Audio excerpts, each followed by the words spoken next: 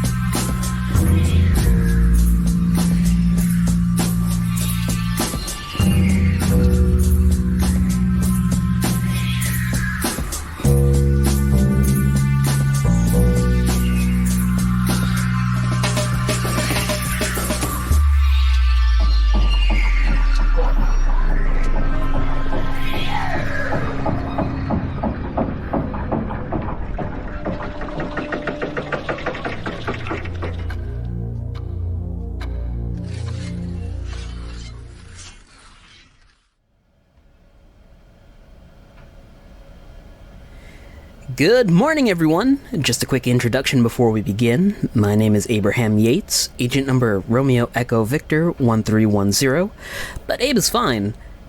I've been assigned to you as your handler, so that means I'll be giving you your mission briefings, debriefings, and fielding any questions you may have about your objective.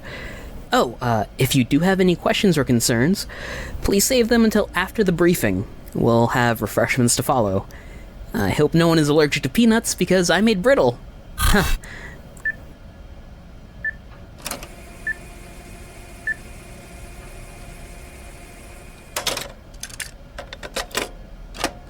Location: Division Base 001 in Redacted. Date: September. Equinox. Contact: Angel Goramel. Omen class monsters. Monstrous Agent Trainer Vex and new recruit Mr. Nock have both gone missing. Our psychics have deciphered a distress signal from decommissioned Division Base 0001, where the first door is secured under maximum security protocols.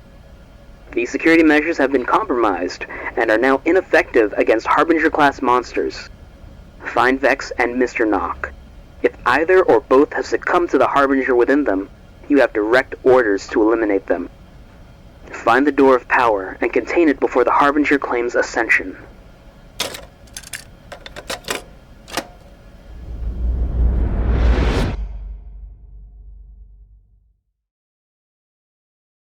And we're back. I mean, we didn't really go anywhere, but the intro's done. Fabulous. And with that, hey, Keeper of Doors, take us away. All right, so you're all in the headquarters of Division at this time. Abe, Agent Yates, is sitting in front of you all, having gone over your mission briefing with you, and he says, pushing up his glasses, go ahead and pass that brittle around. It's cashew brittle, actually, not peanut brittle. I hope you all enjoy it.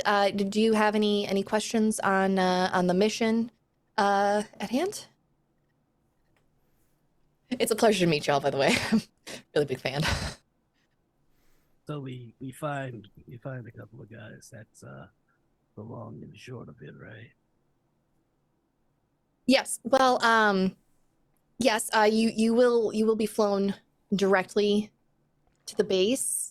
And search for Mr. Nock, and Vex will help you find them. They're better half Bella is also well, not better half, but like the other half of yes, you're going to go find someone. Sorry. I'll make that clear next time. And he pulls out a stack of Post-it notes and begins making notes for himself.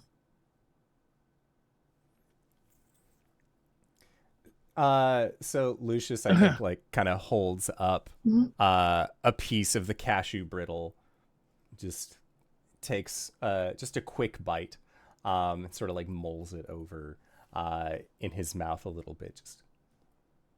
And It has a very satisfying crunch to it. It's not necessarily a hard break, but it's good. It's just that right amount of snap as you bite down into it.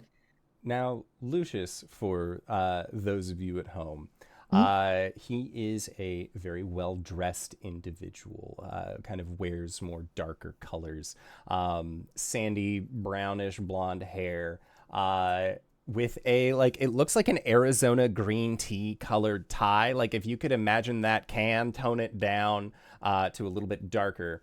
And he has the look on his face like a man who was born sneering.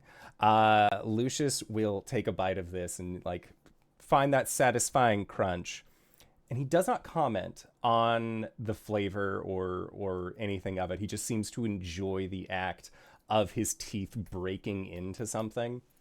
Lucius also very notedly has a large burn scar across the right side of his face where he has an eye patch covering his eye, as seen in the artwork done by the lovely Danae Keener of DanaeKeener.com. Shout out to your artists. And he says, if this is just a basic recon or extraction of someone who has gone missing, why call upon us? We don't seem like we are a normal extraction team. Well, it's there's a harbinger there as well, so it's not exactly a normal job. Well, we think there's a harbinger there. There's someone there. The door of power is it does need to be contained before whoever is behind all of this at the base gets a hold of it. Vex can inform you a little more. I believe they are waiting to meet you all there. Any more brittle? Anyone? No, but can I vote for next time? That is presuming we don't all die in this. Can we get one of those what's the ones with the cereal and the marshmallows? I'd like those for the next meeting. A Rice Krispie treat. That's what it's called. Rice Krispies. Yeah. Sure. You know, I have some dinosaur molds at home, and I could make them in the shape of little dinosaurs, or I can do little.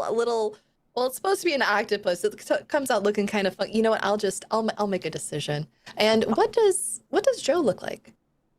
Joe is a rather tall, lean, black man with a close shave, like a fade, piercing golden eyes.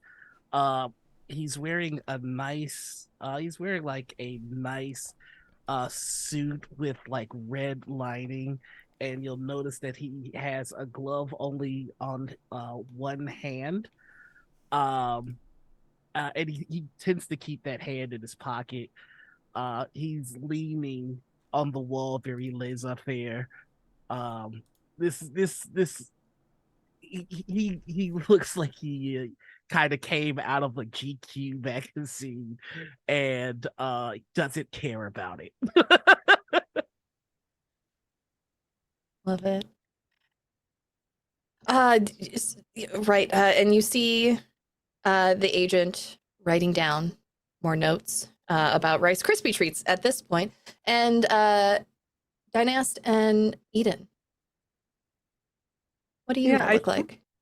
I think at the prospect of having animal or dinosaur shapes really caught Eden's attention. Just like, both of those sound amazing, and like the camera kind of pans over to her, and he was like in the process of like taking a little bit of the cashew brittle and like putting it in a pocket somewhere in her pants to save for later.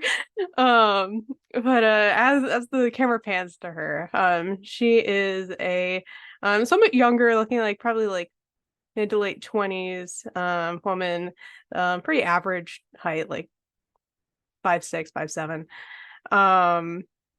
And she has green hair that's about medium length, though at the very roots of her hair is this little hints of brown hair here and there.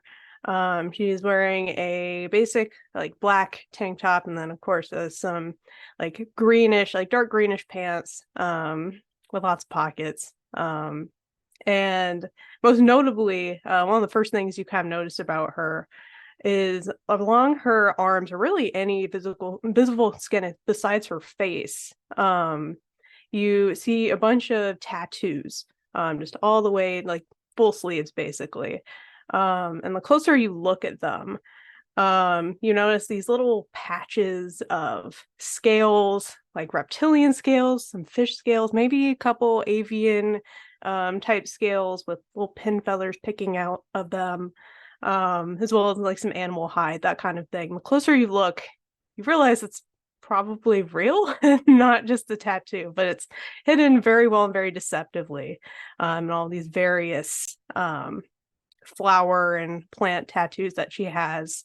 Like especially her right arm is this tree, this apple tree that has the snake coiled into it and running all the way along down her arm, where the back of the hand ends at the head, and then these two fangs are her middle and pointer finger.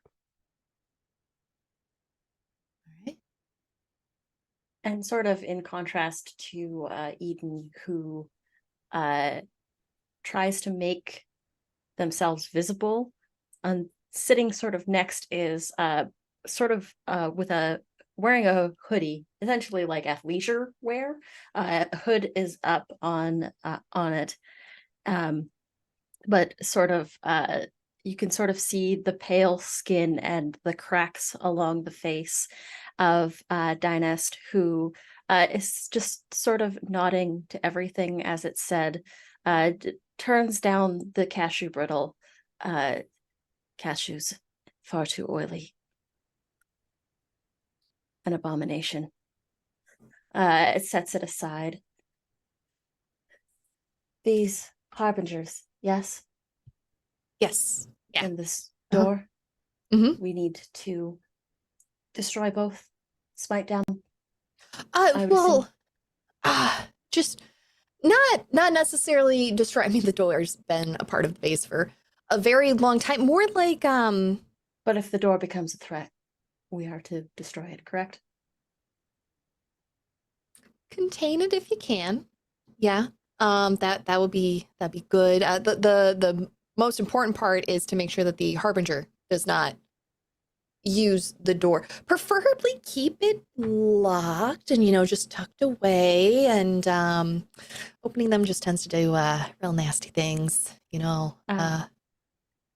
Dynast kind of pulls back the hood, and you see that has this white hair that almost looks like it's whipped up by some sort of omnipresent, but that's nowhere in the room wind. Eyes are with like white sclera, but they look like a star field, and almost looks like a broken doll.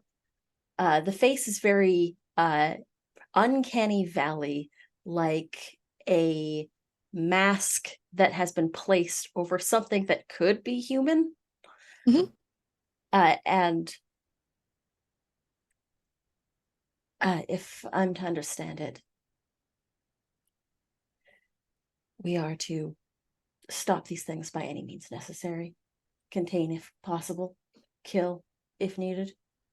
Oh, yeah. I mean, if you're strong enough to kill a harbinger or destroy a door of power, then well, you might be coming for my job next. But yes,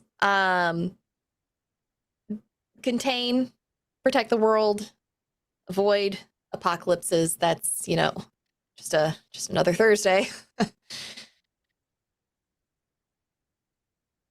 I mean, until it's the last Thursday, because we would have failed. So, I mean, that's the great part about this job. If we don't do it well, we don't have to worry about the follow up. I'm not sure. It's fine.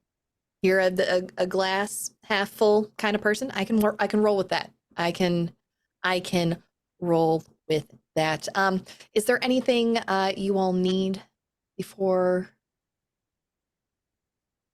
Did I mention the Rice Krispie thing? Yes, Okay. you did. And Dynas, you don't appear to like the snack. Is there something else that you would prefer? Last time you brought gelatinous bears. Gummy bears. Yes. Do you want the regular ones or the sour ones? The regular ones, please. But the green ones, I need them to be lime, not apple. Do they taste any different? Just You know what? right there. I will find them for you. I appreciate it. I'll contact Nessie and get her on it. If there's nothing else you need, your teleportation is waiting down in the bay. You're welcome to head on down that way. If you see Clarence, tell him I say hi on your way out. And just just sure you come back, okay? Will do, boss. All right.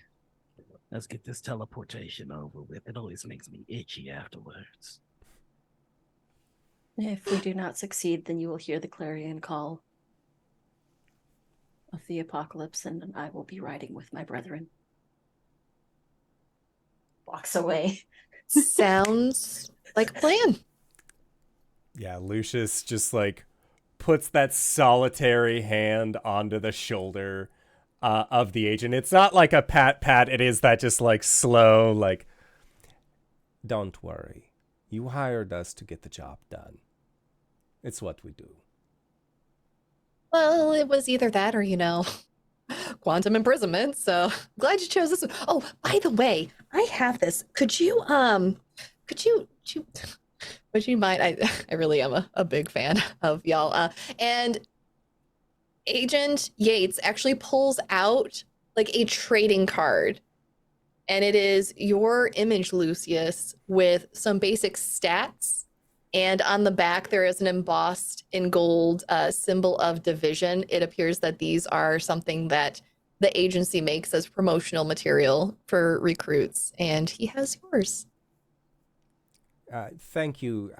Out of curiosity, how many of these are in publication? I do not remember signing any waivers to use my likeness. Oh, it's about it's in the fine print when you sign all of the waivers about apocalypse, pending doom, potentially becoming a harbinger, and us having to hunt you down and exterminate you.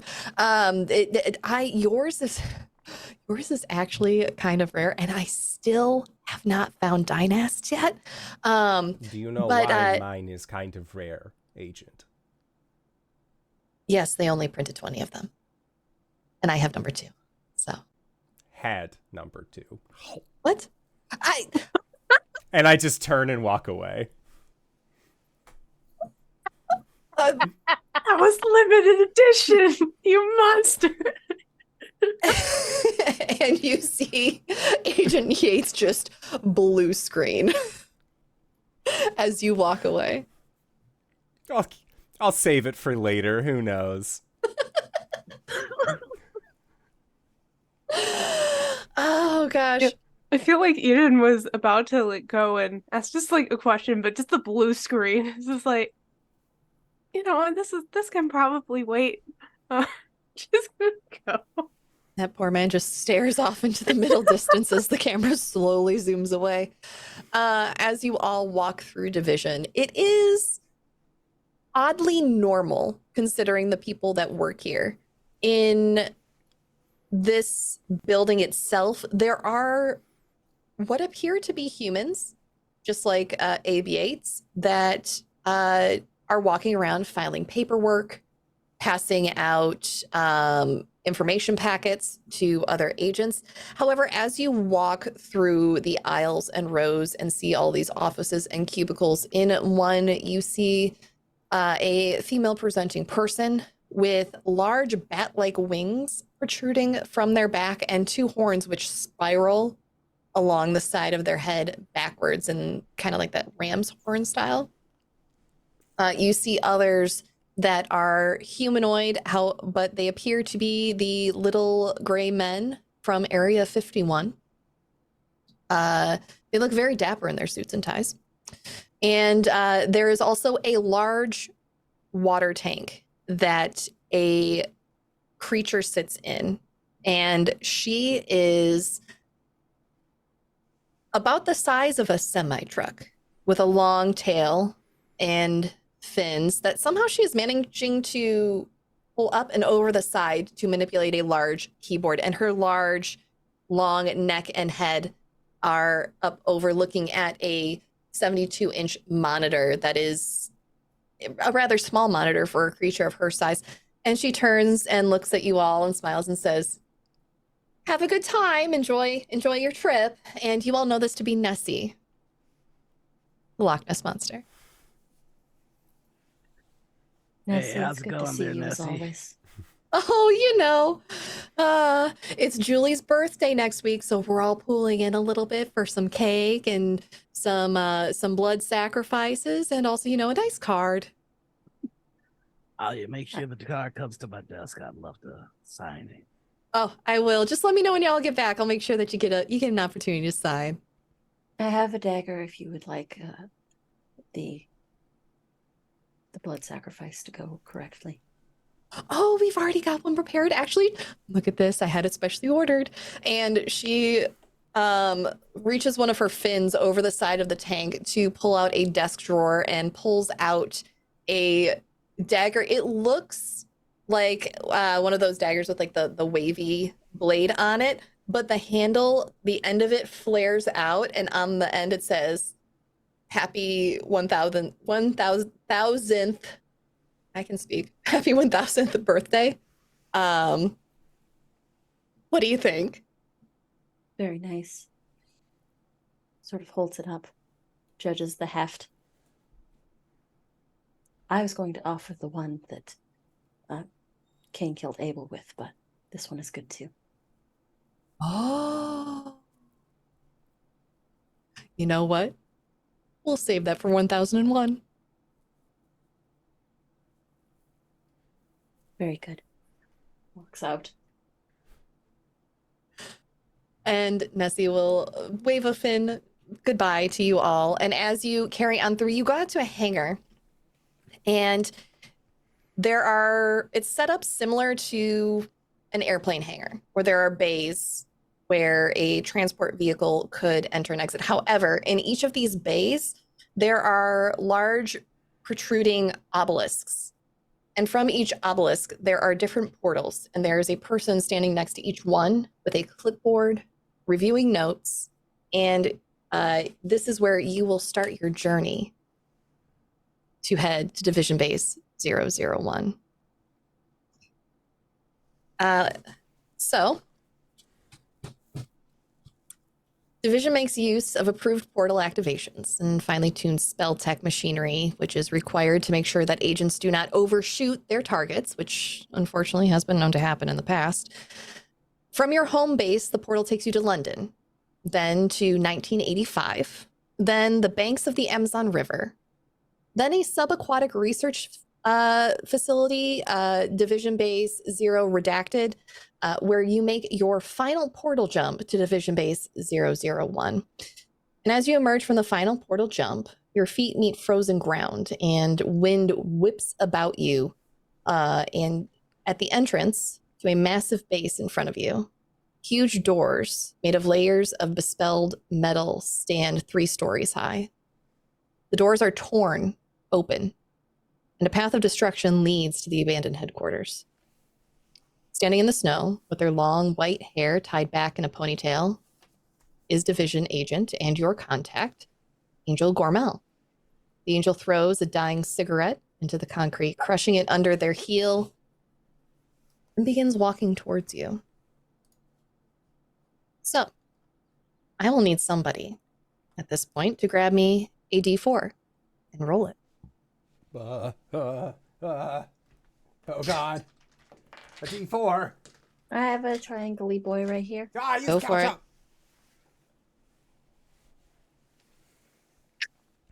That was a 4. A 4? Okay. Uh-huh. Lucius. You and Angel Gormel were partners once. Whenever anyone asks them how they fell from heaven, they offer a different story each time. Why did Angel Gormel tell you the truth? And why won't you tell anyone else? The reason that Angel Gormel told me the truth is that she did not need to verbalize it. She never needed to state as to why such a thing happened. My guess is that we were on a mission. She ended up, like, one of the benefits of being around Lucius is that you can let it out. You can go buck wild if you want to. Because then at the end, when she's, like, struggling to come back with his abilities as the Hungry, all she needed to do was tell me something about, herself. Mhm. And it could clear out some of that condition. It could remove some of that ruin from herself. Yeah. So just it was... so you know, I forgot to say Angel uses they, them. They, them. Sorry. Okay. My bad. Yeah. I apologize. So yeah, the reason that that Lucius knows is because as a, like, the bigger the secret that you tell me, the more ruin and conditions that I will remove from you. And, like, they were on the point of turning into a harbinger, and I was like, I can make that all go away. Tell me something juicy. Tell me something delicious. And hey, what better way? What better juicy, tasty secret than why they fell?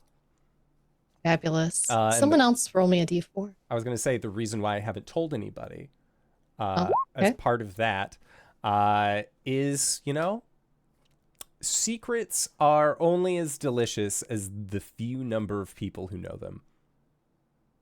It loses its flavor if more people know. I rolled a 1 on the d4. You rolled a 1. All right. Now 1 is Dynast. You were here at Division Base 001 when an apocalyptic threat forced you all to abandon it. Who did you leave behind? And why do you suspect they may still be alive here? Ooh, that's excellent. That's also juicy. Mhm. There was a young intern, I think, by the name of Cliff.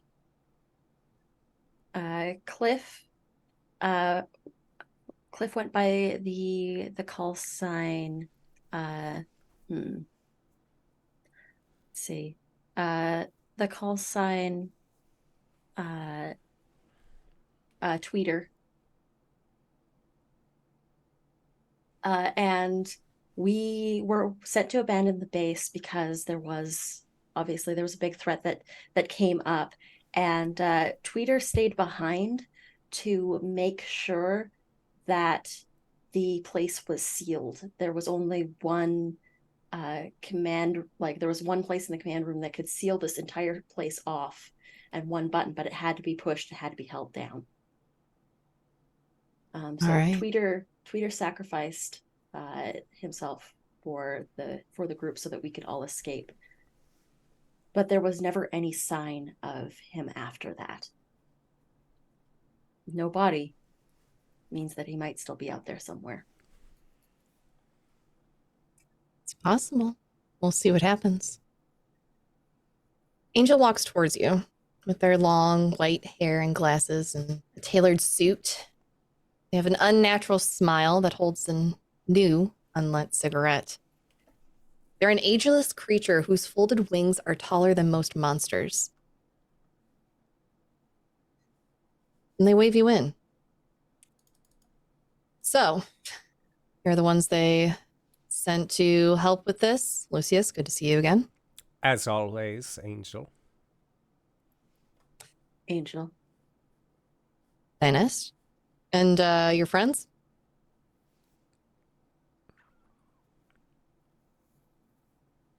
You're muted. Muted on Zoom. Oh, Muted. Oh, no, you're muted. Okay. Sorry, am I still muted? No, you're you're a good little now. quiet, but not muted, no. And now I can't hear you. Oh, God. I said you can call me Joe. There it is. Name's Eden. Hi. Joe, Eden, nice to meet you. So we're having an issue with the Howlers. I'm sure you've all heard of them. They did tell you about the Howlers, right? Funnily enough, let's see here. I could remember the taste of them. Possibly.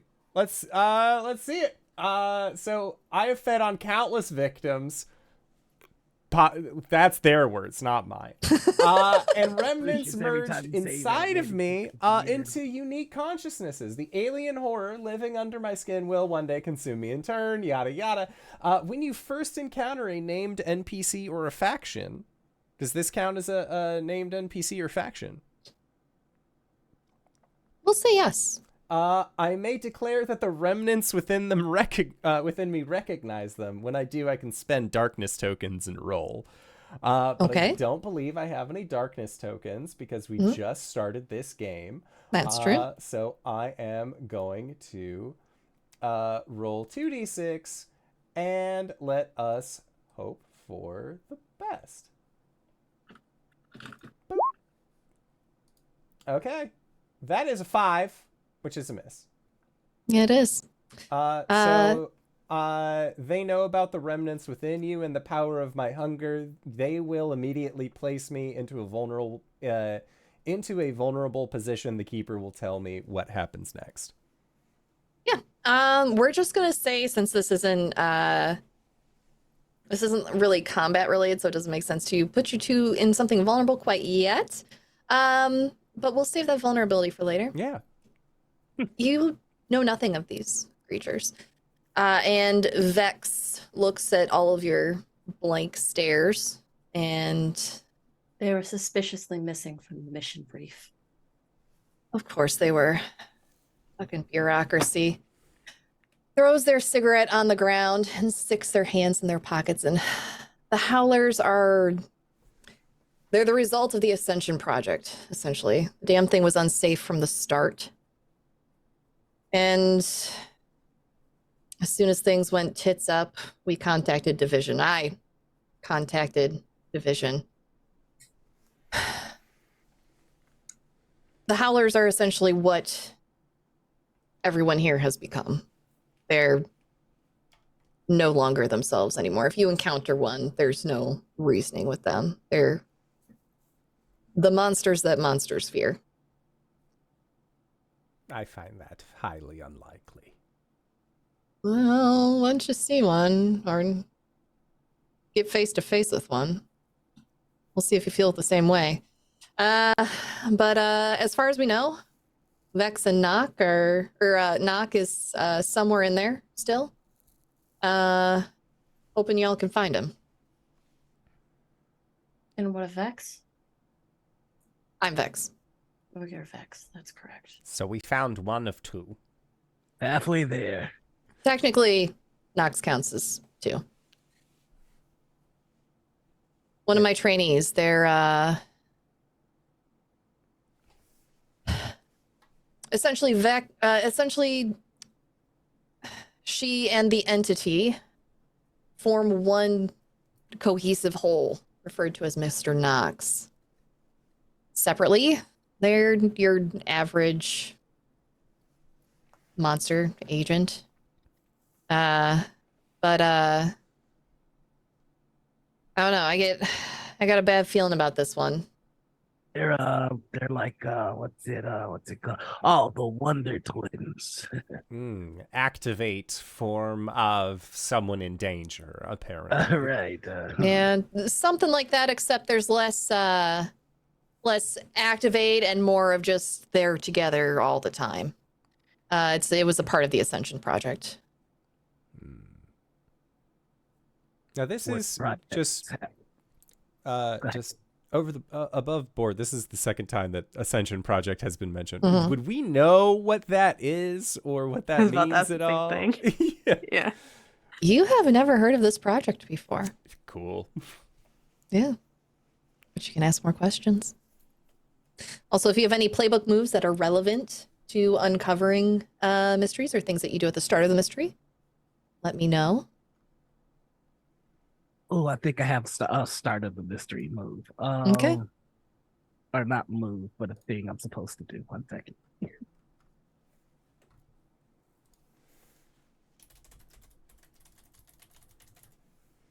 Pass me up. I'm still looking at Okay. it. Oh, okay.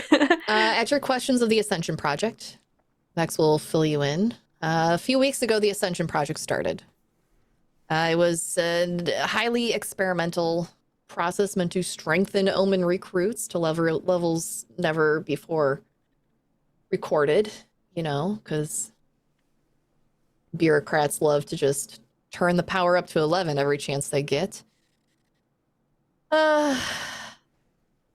They were essentially trying to extract powers from the doors. I don't really understand how it worked. It never sounded right to me. If the professor was still here, they'd have more info for you.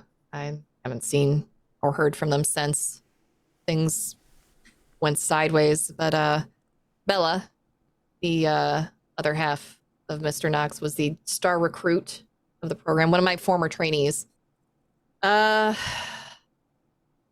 They said she was undeniable proof that the Ascension Project was viable. For recruitment, her power levels were measured to be 3,000% lower than the minimum to be classified as an Omen.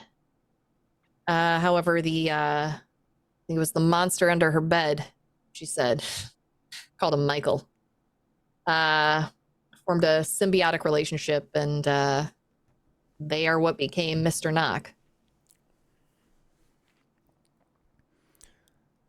Now, Mr. Knock, is their ability anything to do with that? And he will point to the doors that have been completely destroyed on the giant facility. Or is that something else? That was Howler's. Ah. I see. So, y'all ready to go inside? That's just curious. One more thing. So how did the Ascension Project exactly lead to the Howlers becoming what they are?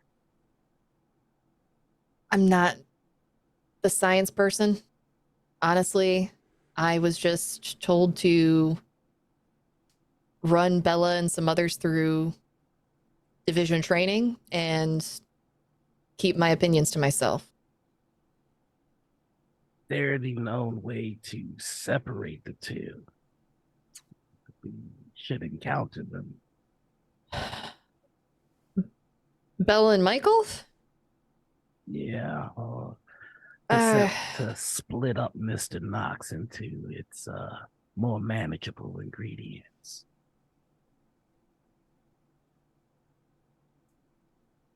Not sure. Like I said, I'm not the science person. I'm just the muscle.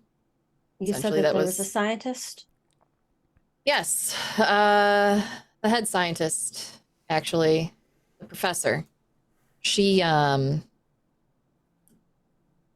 of an odd one, but she seemed to be good at her job. Can't say that she had the best bedside manner at times, but you know, scientists gonna do science, whether you want them to or not. I have a feeling everybody involved with the division is a little bit of an asshole. Might be a bit of a requirement. Some of them are nice enough. Oh yeah, like Nessie. I take it back. I feel downright awful for even slightly insulting Nessie. Just a sweetheart. She's still working at the new HQ? Oh yeah, setting up for a party and everything. By the way, you should be ready. There's gonna be a card going around. Classic Nessie. Always the party planner. Anyways, no further questions. Keep your wits about you. We can head on in. Got a harbinger to stop. That's what we think. Got a few things to stop. Is there any chance of recovering the people that were turned into howlers? As far as I'm aware, no. Or is it a kill first, ask questions later? I think with anything that we do in this job, it's a make sure you survive. Whether the other guy does or not, it's not our problem. Dynast will sort of nod and sort of unzip the track suit to reveal a swirling void that is omnipresent in the center of his chest, and you can see the cracks that sort of go out it and up the face. It's going to plunge a hand into the void and yank out a massive flaming sword. Every time I see that, it makes me uncomfortable. Yeah, You're same. not the one with the sword inside you. Kind of reminds me of home. It should. Anyways, right this way. All right. And they lead you. They lead you through much the same to your base. This building has twisting corridors, the kind of place that you only find in a bureaucratic environment where things are built without much consideration for whether or not they make sense. They're just put up and they're done with. The corridors twist and they direct you around rotting structures, helping you avoid tearing your clothes or anything on them. Entire sections of the building have fallen away to reveal a labyrinth of caves below. At one point, Joe, they reach out an arm to push you back against the wall before you nearly slip and fall into a cavern. The wind howls through sections of the base, and a permanent chill permeates everything. How is everybody feeling at this point? Joe is antsy, but not, or trying not to let it show. I think that Lucius is like I'm assuming that we all brought like winter gear, right? Like we're not just like in our standard clothing. So like he's sort of like bundled a little bit walking next to Joe. And is like innately using his abilities to kind of like take the anxiety to help like make everyone like feel a little bit more like confident about going in. Because Lucius is, I mean, they're going near a door, and as much as he tries to fight it, the darkness demands that, you know, eventually, you know, if this door happens to open while he is here, he will not be mad. He'll excited to find out what's on the other side. And so I think that like Lucius is, you know, is feeling rather peckish heading into this environment. Lucius, you are in a defunct base. There are so many tasty morsels for you to find here. I'm sure that division, regardless of what they might have said, not exactly the greatest at covering their tracks. I mean, if they leave an entire door in an abandoned base, I don't have the highest level of confidence that their intelligence is above the board. As we sort of walk through, are there any signs of people, corpses, like that sort of thing? Oddly, no. For the amount of people that would have worked at a base of this size, you don't see any bodies. You see the aftermath of fights. You see gouges in walls. And you see, as you move forward, that there's a system of, the system of caves is almost built into the building the further in you go. And the structure becomes solid rock at one point. And the howling wind becomes a single keening wail, and it's almost overwhelming.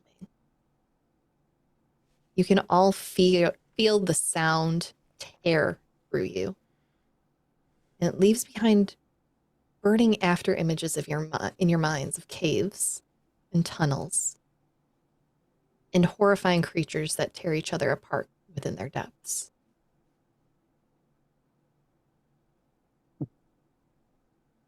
Yeah, I think similarly, Eden is kind of looking at just the general environment of everything that they're stepping into at the moment. She's very keen on memories, history, anything that could, I guess, denote something that happened here. So she's looking at any like marks that might be anywhere along the walls, any type of just signs that there was something here and of what exactly happened, just to see if this place has memory that she can read. Yeah. Do you have any moves that would apply to this? Unfortunately, I don't think I can not for an environment. I can with people, but there are no people, except for the folks around me. Yeah, it's like the move that I have is you can't hide your heart from me, and you are sensitive to the surface thoughts and strongest feelings of those around you. So I'm not entirely sure who might be super close, except for the party at the moment. But yeah, if any of you wants to try and grasp a key, you could begin searching for clues. So you said this something's kind of projected itself into our minds, and we're like getting this feeling of like something watching us. I would like to try a move. Okay. It is called Come On Tough Guy. When you go up against a colossal or otherworldly opponent, tell everyone how you taunt them to keep their attention, and spend darkness tokens and roll. Since it's kind of started this interaction, Joe's very much you poke the bear, you get the claws kind of individual, and so he's gonna open up his mind to it. Like, if you think putting nightmares in here is bad, deal with the nightmares I already have. So that's kind of what he's doing. All right. Is there a role associated with that? Yes, I have to spin darkness and spin darkness. So I don't think you have darkness tokens nope, yet. I do not. So never mind. So it would be just a straight roll. All right. So that's 2d6 if I'm not mistaken. For those listening at home, the system is a little bit unique. The target number that the players are going for is going to be an 8 to 10 on a 2d6 roll. And they have the option to add what are called darkness tokens in the system before they roll their dice. Now, that is to simulate them maintaining control of their powers. Anything over that 8 to 10, they lose control essentially of their roll and something bad happens. Anything below that, and they're not strong enough to meet the needs of the roll. So, Nora, what was your roll? I rolled an 8, which is a perfect hit. Fantastic. Go ahead. It just says you've got them where you want them. I get to choose 2. I give my allies a golden opportunity. Choose one ally to gain a bond with. I uncover a key at great cost, or I inflict 2 conditions of them and take one in return. I would like to choose to uncover a key at great cost and to give my allies an opportunity. And I would like to gain 1 bond with Eden, if that's okay. Because I kind of saw Eden like preparing to do something against these things, and I kind of feel like Joe like took the initiative. Like, I'd rather take the hit than Eden, if that's okay.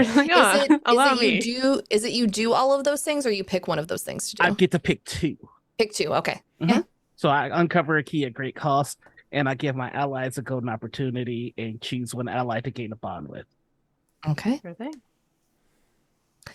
All right. Let's see.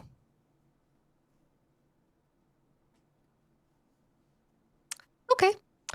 I've got one for you to uncover at great cost. As you go walking through, you find a room filled with drawers. One of them is open, and inside is an empty body bag. However, as the drawer is pulled further open, you see a cassette player with the headphones still attached. And of its own accord, it begins playing an old pop song. But the lyrics are wrong. It's not playing what was heard on the radio. Someone has recorded their own version of the song. And it's warning of a coming apocalypse.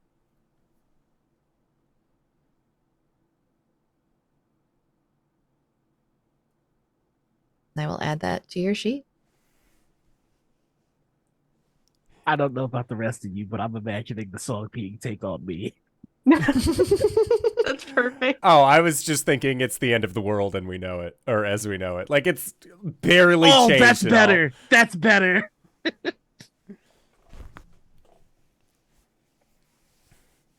All right. And do you want, I'll let you do your bonds and the rest of it before we get to the cost. So the way I'm imagining this is as soon as that vision comes in, Joe is going to stop, open up his mind to whatever is invading. And instead of just the pupils being gold, his entire eye, like it's like sclera context, just all gold. And that visage of humanity starts to break away a little bit. And even if you're okay with this, I would love for your character to be the one to kind of shake him out of it. Yeah, sure. Hey, we gotta keep walking. It's cold out here. Come on. Did I do the thing again? Yeah. Sorry. All right. Right.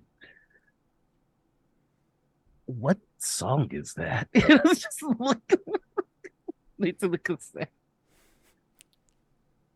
It's like I think like Eden would go into like I'm not good with the human music groups anymore. It's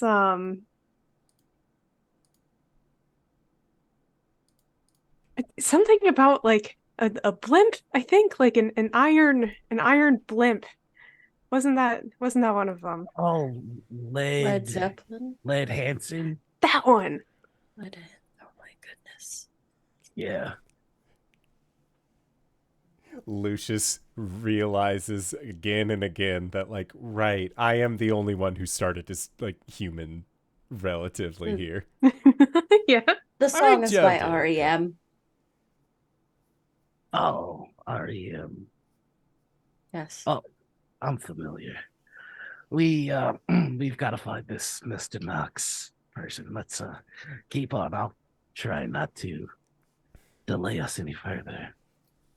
And as you say that, Angel remained out in the hallway, keeping watch over the scene, but something has been attracted by the sound of the music that played and your voices as you discuss it and what it may mean.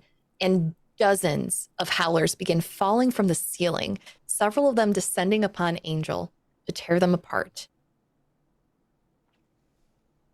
What do you do? So what do these howlers look like? I'm so glad you asked. These howlers, they are former division personnel agents, were abandoned years ago when base 0001 was shut down. They are all in tattered clothing, mere haunted flesh and howling screams with extra limbs and eyes and teeth. You all look and you see what the presence of a door can do to corrupt harbingers and Omen class monsters. These howlers have been here for a week, decades. This creature is indescribable. And the way that they move and their faces contort, they are in unending, never ceasing pain. And I will show my players the image of the howler.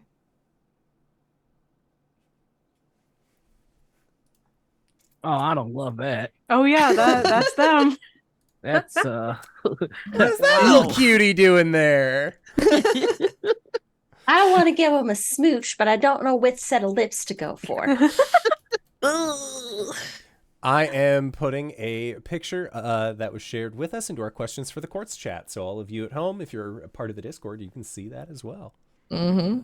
And if you have the official text at home, this is in the official text as well, as is Angel's artwork. So Dynast will sort of step in front of everybody and to say, behind me, and you want to see a monster. I am going to use Harrowing Beauty. Okay. And the mask that is around Dynast's facade begins to crack and shatter, and revealing a face with many eyes, too many eyes, probably, and a pair of spectral wings that look like they're made of stars erupt, revealing Dynast's true form. When you peel away your mask of humanity, you may mark one condition to tear away your mask and reveal the true alien horror you are, or in this case, a biblically accurate angel. Fabulous. This will end an attack or interaction as your opponent is momentarily stunned by the revelation. Doing so will provide a fleeting opportunity before they come to their senses. Okay. So I am going to mark condition. I will mark merciless. Alrighty. Fantastic. And is there a role associated with it? No, it just happens. Just happens. Love it. The howlers, all of their heads, every single head on this group of howlers snaps to you, Dynast. You now have their full attention. And as they do this, someone roll me a d4. Click on the draw. I rolled a 3. Somebody else wrote one faster. 3? No, that's fine. Joe. 3 is you. You recognize one of these howlers. Who were they? Oh, I'm going to say Joe has been alive for a very, very, very long time. And in his first life, he had a friend named Mark. And I'm going to say that this is Mark. Okay. Who very much like me was an immortal, and yeah. You see the face of Mark twisted and contorted in pain, too many limbs to keep track of, fingers bent at odd angles. And roll me another d4, someone. I'm doing it. Okay. I believe in you. That's a 4. That's a 4. Lucius. Oh, God. 4. One of the howlers wields a version of your powers of darkness. How did division acquire your power, and why has it never been successfully grafted onto another being? All right. So I feel like this also could potentially lead into my failure for the role that I had earlier. The reason I was not able to recognize the howlers is because a lot of the things that I have set is to be able to detect other things. Why would I bother learning how to detect myself? That would be ridiculous. I do not wish to perceive myself. The reason, so basically, these are annexes. These are study rooms to the greater library. And the reason why the cloning is unsuccessful is because you cannot create a separated instance of the main body of knowledge without losing out on the humanity that comes with it. Like, for example, like you can say like, oh, like because the harbinger that resides within Lucius is the burnt remains of the Library of Alexandria. This would effectively be like if you just took the botany section out of that and then tried to like create that. Like they cannot recreate the entirety of what he is, so they are focusing on different sections, different iterations of that.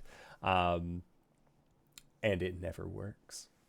As to why it never works, you need everything to be the library. You see this howler, and it's almost like their skin has been transformed into the pages of a book, the way it curls away as though it's been left unattended for too long, the same way a paperback novel sometimes does. Still many hands, many heads, many teeth, many arms. Sure. But they all have your attention. Thanks to Dynast. What do you all do next? You get to go first. If I get to go first or others get to players go? go first. Shit. Okay. Monsters respond. Okay. If nobody has any objections, I am totally fine unleashing the dark because I do not have any combat-oriented cool super moves. Yeah, I had the exact same idea. Yep. I was just like, I'm just gonna do the basic moves. Yep. There's not a way to assist in this game, is there? Through unleashing the dark, you can expose a weakness or flaw. But I don't think that there is a setup for through like a direct help. Yes, that would be true. I mean, that's fine. Like, you can go for it. Yeah, okay. I just had the same idea. So there is this group of howlers. Is it just one of them that has like the? It's the whole group. Oh, okay, got it. There's dozens of them. Sick, cool. Let's see it. That's a miss. Hey. So on a miss, I have greatly underestimated them, and the keeper will describe the desperate position I find myself in. So I have greatly underestimated them. Obviously, these things are lesser than I. They have mere fractions of my power. So I feel like Dynast like gets in front of everybody and it's like, okay, stand back. And then like Lucius like casually just like, no. Like, these are nothing to be feared. These are but spines to be broken. As he like references all of them, and it is that like he's turned back, or like I think that like he's turned so his burnt side is facing the rest of them. Like he doesn't have his eye, he literally cannot see what they are doing.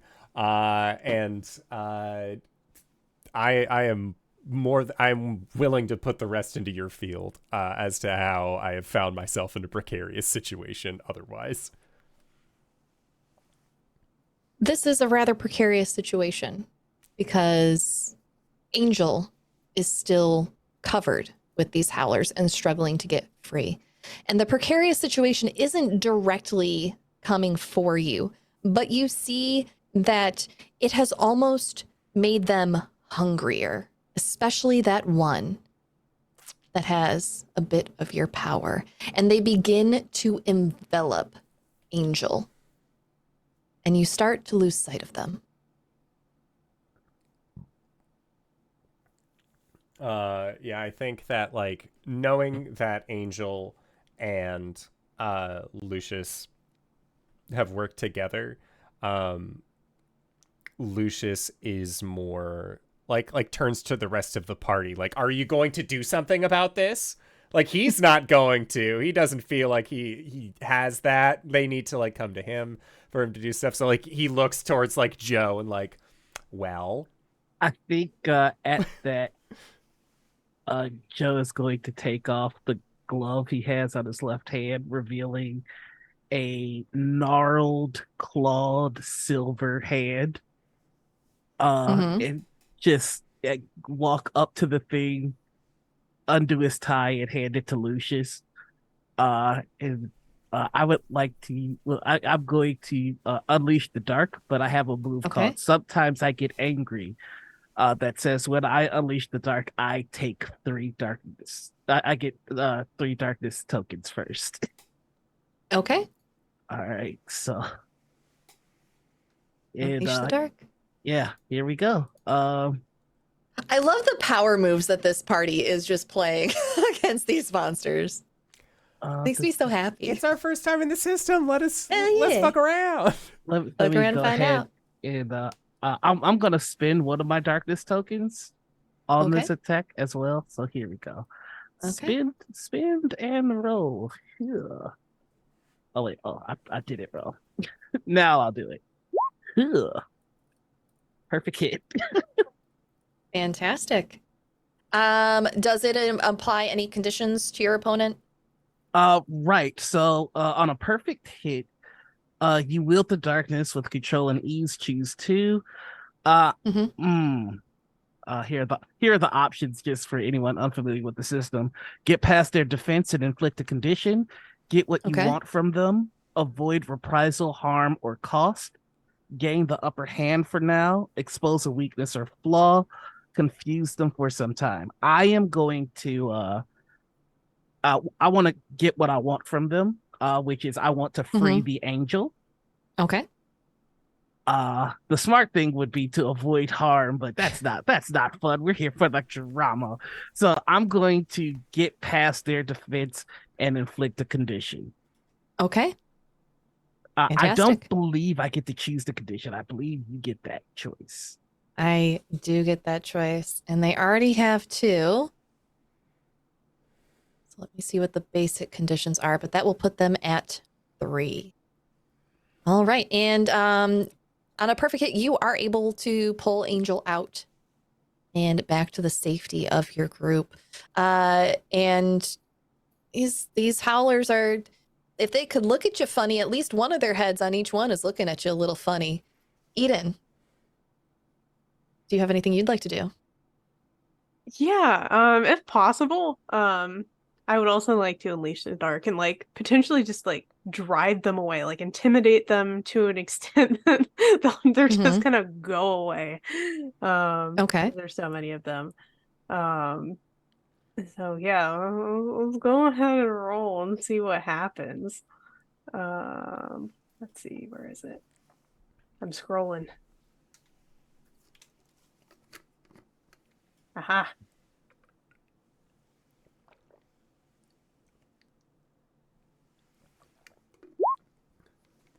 That's missed. Okay. What move were you trying to use? Unleash the dark. So yeah, that's gonna be you've greatly underestimated them. And the keeper will describe the desperate position you find yourself in. So I think what Eden was trying to do was, as you all see her kind of step up into the position that Lucius was in, the various patches of these different hide and scales and things come together to make her look more animalistic, as she gives like kind of similarly as they're kind of like wailing at us and howling at us, like she tries to drown out that sound with like sounds of crashing waves, roars, shouts, whatever, but unfortunately that sound does not drown them out. Okay.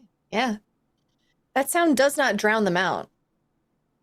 These creatures make sound. They are the sound of the cacophonous howling that you have been hearing, and they are drawn to the sounds that you are making. Precarious position you find them in is that they all begin charging your group. Oh no. Oh, would they be going past me, or did I go back to my group after I got the angel out? That's up to you. Did you pull Angel back to your group? I'll let you decide I that. think I stuck with fighting them, and like I just grabbed the angel and tossed her. Okay. No, tossed them. Sorry, tossed them back towards the group. Lucius would have like caught them. It's like oh yeah, like after being like, Joe, do something. And then Joe like does the thing, catches them like, there, see, I was here the whole time. Yep, you are now Princess Carrying Angel. Okay, I would like to note at this second, because like I've been definitely watching over the conditions that will help me gain darkness tokens. I think that's gonna help me. Can gain 2 to 4 darkness tokens when I feel frustrated or scared. I think at this moment, Eden is a little scared of this. Yeah, go ahead and mark that. And that would mean that they are charging Dynast and Eden. Because I believe we'll say that Joe and Lucius are more off to the side. And as they get close, Eden, would you say that you're in front of, Dynast, would you say that you're in front of Eden? Absolutely, I am. Okay. Then the Howlers are going to go for you first. Let's see if they get you.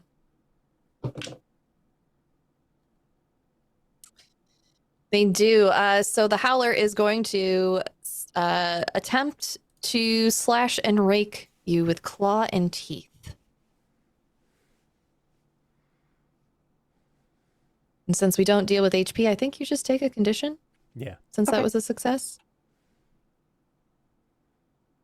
We're learning as we go. This is odd not having HP in a game, y'all. I am going to mark cornered. Cornered? That's a good one for this. Mm-hmm. Alrighty. With that is the group of Howlers moving. It's the player's turns next. What would you like to do to try and continue getting away from these creatures? I am going to, both cornered and merciless, I'm going to embody both of those conditions and begin slashing with the flaming sword, trying to rend flesh asunder. Please do. I would like to actually I would like to power through darkness if possible. Okay. And when let's see, where is that?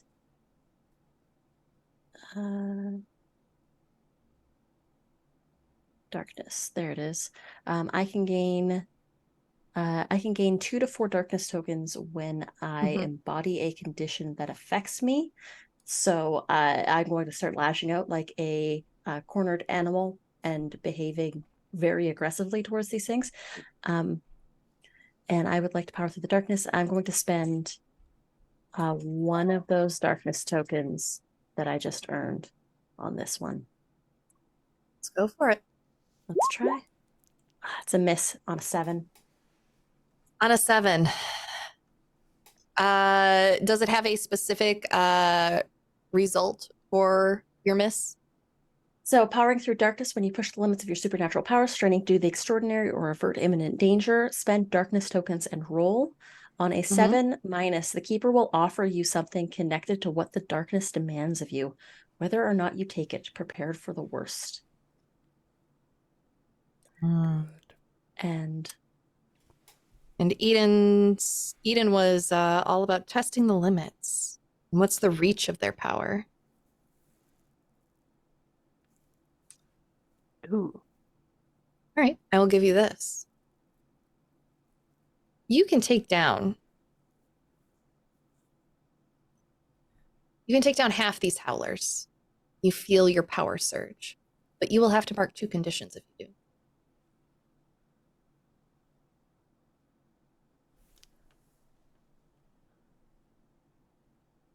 Yeah, I'll take it. Episode 1. Let's go. How many conditions is everybody at? Just like real I'm quick. at 2, baby. 0. Joe's been having a good time.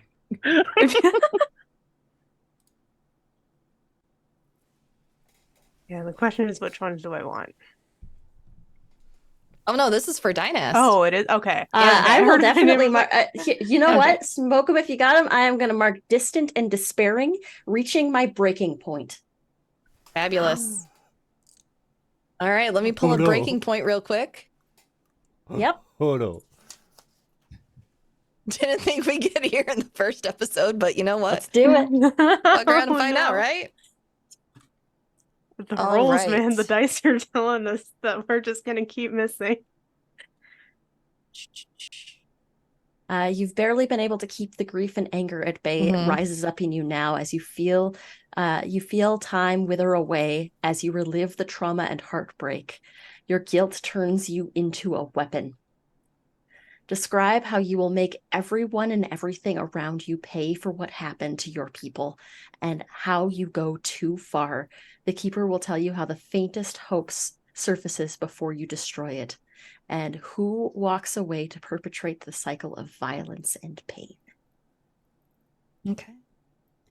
As you reach your breaking point and lose control, before I tell you what that sliver of hope is, what does that look like for Dynast? There is a flashback to Dynast in full armor, unbroken. Not pale, not ghostly, colorful and vibrant, glowing, standing on a battlefield, fighting other angelic beings in the kingdom of heaven.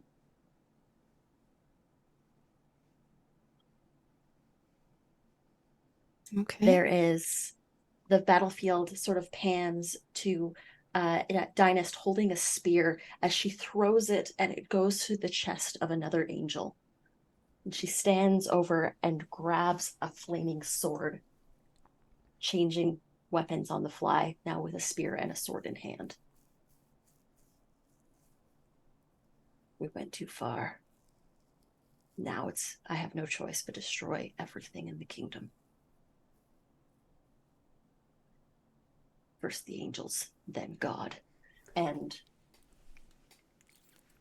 then it flashes to Dynast just tearing these things to pieces. Okay. You see all that. But in the back of your mind, you remember a meal where you told one of your companions this story.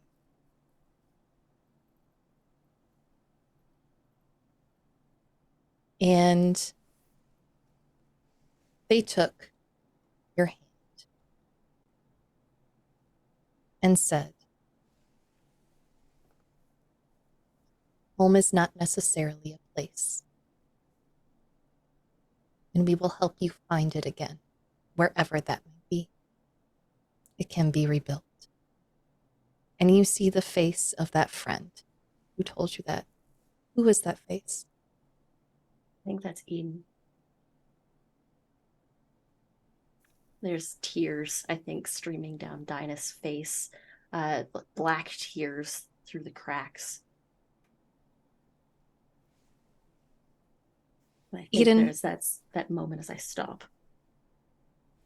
Eden, how do you help grow this moment of hope as you see your friend struggle?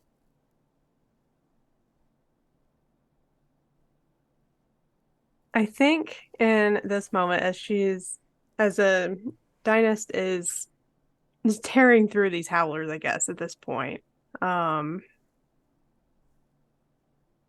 She knows that Dynast will not stop until the job is done. So I think Eden will do her best to make sure that once these howlers are gone, she doesn't go any further of that. Like, physically, she'll kind of manifest these different scales and stuff just to reflect the brilliance of color and light that Dynast is currently giving off at the moment to, I guess, like blind a bunch of these eyes that are continuing to look at them and watch them look for this moment to strike. And yeah, just doing her best to support her through this fight, but once it's done, it's done. To this kind of, maybe even physically, if Dynast is like more off the ground, kind of like physically bringing her back to the ground. All right. You all watch as this control is lost and regained. The howlers have been taken care of, at least the ones in your immediate area. Angel is with Lucius, still alive, but very injured. And for a moment, it is quiet. And I think that's a good place to go to break. Hey! Woo! So we are going to go to our break. That means we're going to be back in 5 to 10 minutes. So don't go nowhere unless it's to grab a drink, grab a food, grab a friend, or possibly go to indooradventure.redbubble.com. Pick yourself up something nice, and we'll see all of you guys shortly. All right, everybody. See you soon. Hello, everybody. We have returned. We are back from our break. We just got done clearing out a bunch of howlers. Din is having a time. And hey, Keeper of Doors, take us away. All right. You all just watched Din lose control, and Eden gently pulled them back down to reality. What do you all do next? I'm gonna walk over to Lucius and just go, there, I did something, and get my tie back from him and tie it again. Yeah, and I think Lucius just like, he doesn't say anything. You know, like, Joe was right. Therefore, Lucius has nothing to say about the matter. But instead, like, he just turns to Angel. And are you okay? They look like they had gotten you pretty good back there. I've seen worse, but I don't know how much help I'll be to you further in. You're more important to Division alive than dead. You're not wrong. If you head further in, there's more areas, the labs. I'm gonna go barricade myself in an office for a little bit. Maybe take a nap. Either take a nap, take a smoke break, or if anything happens to us, be prepared. Yeah, don't die. People like us don't die. Angel. I'm aware. Don't become People like anything us worse than become yourself problems. either. I'm aware. With that, they will pat you on the shoulder and turn and limp down the hall. You can continue further in to the structure. Dynast just takes a beat on his knees on the ground, with sword just sort of clattered to the side a little uselessly. There's that moment when you're grieving, when you're so angry because you're left picking up the pieces, but it's also giving way to sadness. And Dynast is just sort of holding on to that feeling,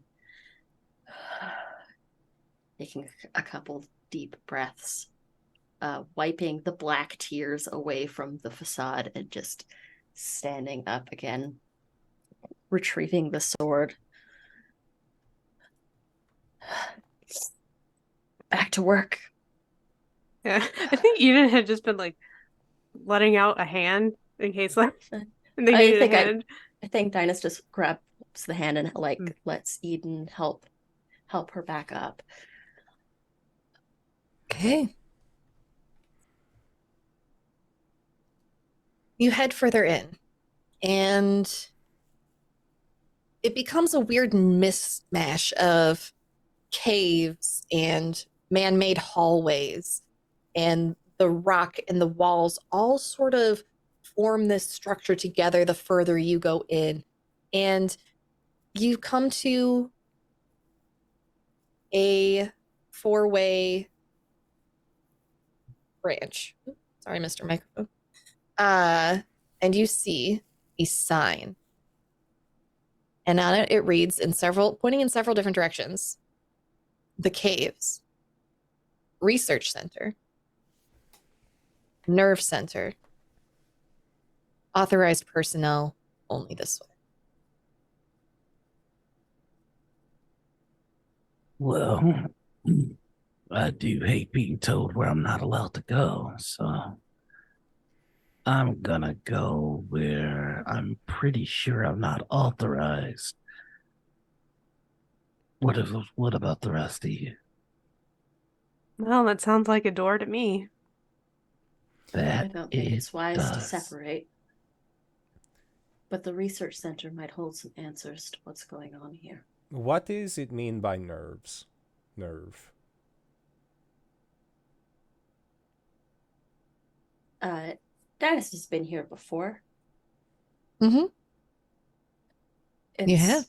Main operations center. It's where we give out orders, tell people where to go. These caves are massive. These creatures are everywhere.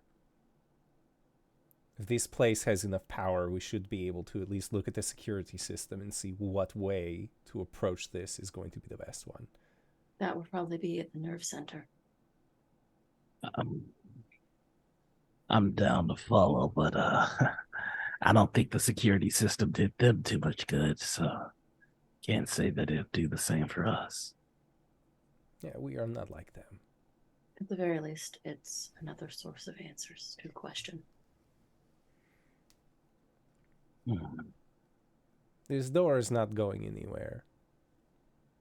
I just love kicking doors, though. But it's not going anywhere, so lead the way. Yeah, and I think Lucius will look towards Din and Eden. The research center or security cameras.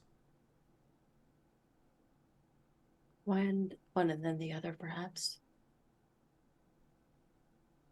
Yeah, we were asking how we could potentially separate these two. Maybe the research center has more information on that. Research center it is. Research center. And I think right. Lucius, he would rather go to Nerve, but clearly he's been outvoted and just very silently okay. I think Joe's gonna walk by you and go, I don't get the authorized door. You don't get the security. Just Lucius just glowers at your back and continues walking. A compromise means nobody's happy. Yup. Yay. Except Eden. Eden's having a great time. Yeah, I'm just happy to be here. Okay, so where is everybody going? Research. Research. Sounds like. Okay. As you head off down the halls, you get a sense of foreboding. And you have a feeling that your doomsday clock has received one tick. Now, for those listening at home, the doomsday clock is a measure of how much time they have left to find the keys and unlock the door. In this particular mystery, it is a 2-part clock, and one half is already full. So, research center. Yup. Research center. Episode 1. While most of the facility is inaccessible or rotted away, this area appears to be running. A little bit of a, tied together by shoestrings method as you walk through the double doors, but things are still whirring. Lights are still on. And as you look into the room, you see a woman with a large mess of curly red hair. Her clothes torn, tattered. There are pens attached to the collar of her torn tank top underneath a red overshirt. She wears purple lab gloves as she scratches her hands and looks at markings that run up and down her arms. And she calls to you. I'm sorry. No, it's okay. She calls to you. Did you see Abraham on the way in? I make it a point to change his water every 3, I want to say, days, but the concept of a day feels like such a novelty in here. I'd ask you to help, but I'm sure you're just another figment of my imagination. I say my imagination has gotten more creative. Abram is your typical aquatic humanoid telepath, but lately he's been so quiet, so reserved. Well, he might have died a few years ago. His death in this place. And as she moves, thinking that she's talking to herself and looking at these markings on her arms, she leaves an after image of herself glowing green as she moves through the room. What do y'all do? Well, this is the first time I've encountered an NPC. Here is I her. potentially recognize him. Oh, she's great. Love her. She is the art in this is fantastic. Mwah. Love Chef's that kiss. for her. Mm-hmm. I am going to. Is there a way to like? Would I? She's part of Division, right? Mm-hmm. Yeah. Okay. Is this like? Would any of us know her? I mean, like, Din has been here before. I'm all down for using moves, but like, if somebody knows this person, the move is kind of moot.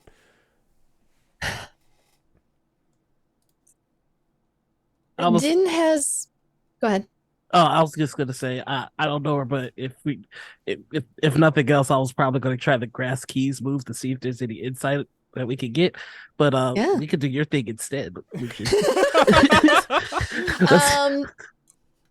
This is not someone, unless you have a move associated with knowing who this person is. This is not someone that you all know. Division is, while it is a secret organization, it is a large organization that moves through the shadows. All right. Like many other unseen factions within the world. Then I wasn't here when I was working here. Gotcha. Then I'm gonna see if maybe I've fed on her at one point. Who knows? You can try. Perfect hit. That's a 10. Haha. So on a 10, I can choose one. I once fed on them, gain 1 bond with them. The sight of them calms the hunger within me. I clear 1 condition, or they may one day consume me. Mark 1 ruin.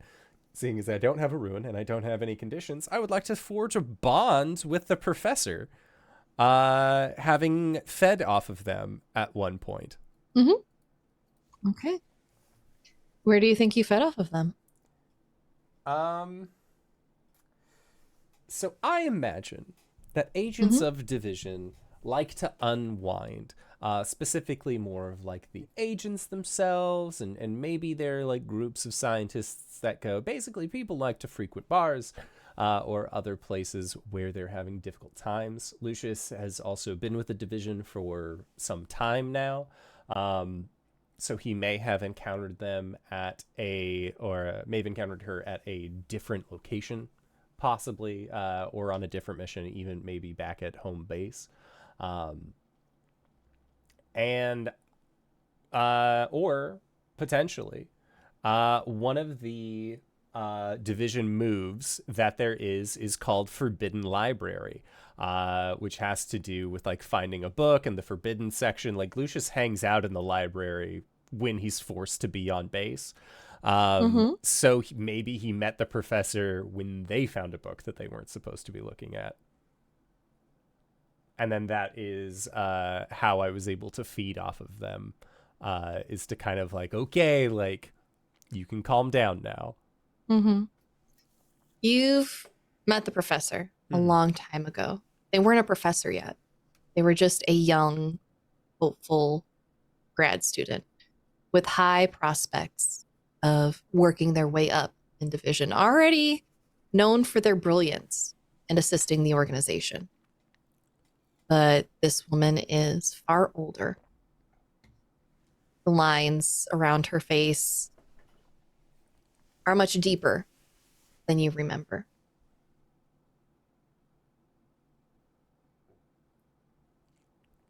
How do you try to calm her?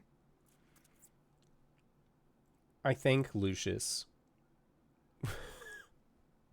if she's saying that we're like figments of her imagination and her imagination isn't being more creative, and like she's clearly like ramping up to nowhere, Lucius just walks up to her and just the full 5, just like a quick slap to the face, and just get it together. You do that, and she is mid-sentence talking about some string of amino acids, and slap. I know you. Where do I know you from? It's been a long time. When did we meet? Do I know you? Where did I meet you? My name is Lucius Alexander. I work for the division. These are my friends who have come to help out in your dire situation. We are not figments of your imagination, and I unfortunately have to remind you that in the division, it's never your imagination. Lucius Alexander. I will not forget that. I will remember that. I will make sure that one gets tattooed. Why are you here? Are you here for the research? No, you're not a part of my research. The door, Professor. The door is in the... Yes, there is a door. There's a door. Did I remember there being a door? When did I last see the door? Did I ever see the door? Well, this one is going to be fun. Professor? Yeah. Do you have a key card that would allow us to get through authorized areas? Do I had a key card. I had keys that were cards, but I had keys that were also just keys. Let me, let's see. Oh, you can't tattoo a key. Let's see here. And she begins digging through stacks of paper and boxes and the mismatch of equipment that she has collected here to continue her research. Yeah, when Lucius slapped her, did she seem tangible? Because like I had a short theory that maybe she was a ghost. She is tangible. Okay. However, can I get someone to roll me 1d4? I'll do it. Okay. Never mind. I heard a beat. I'm too fast. I'm sorry. No, this is the fun part. We're just racing. I rolled a 2. I always consider it like gunslinging, and I'm like, I'm gonna give you it know a what? chance. That's okay because a 2 is Eden. Oh, In the decaying remains of this lab,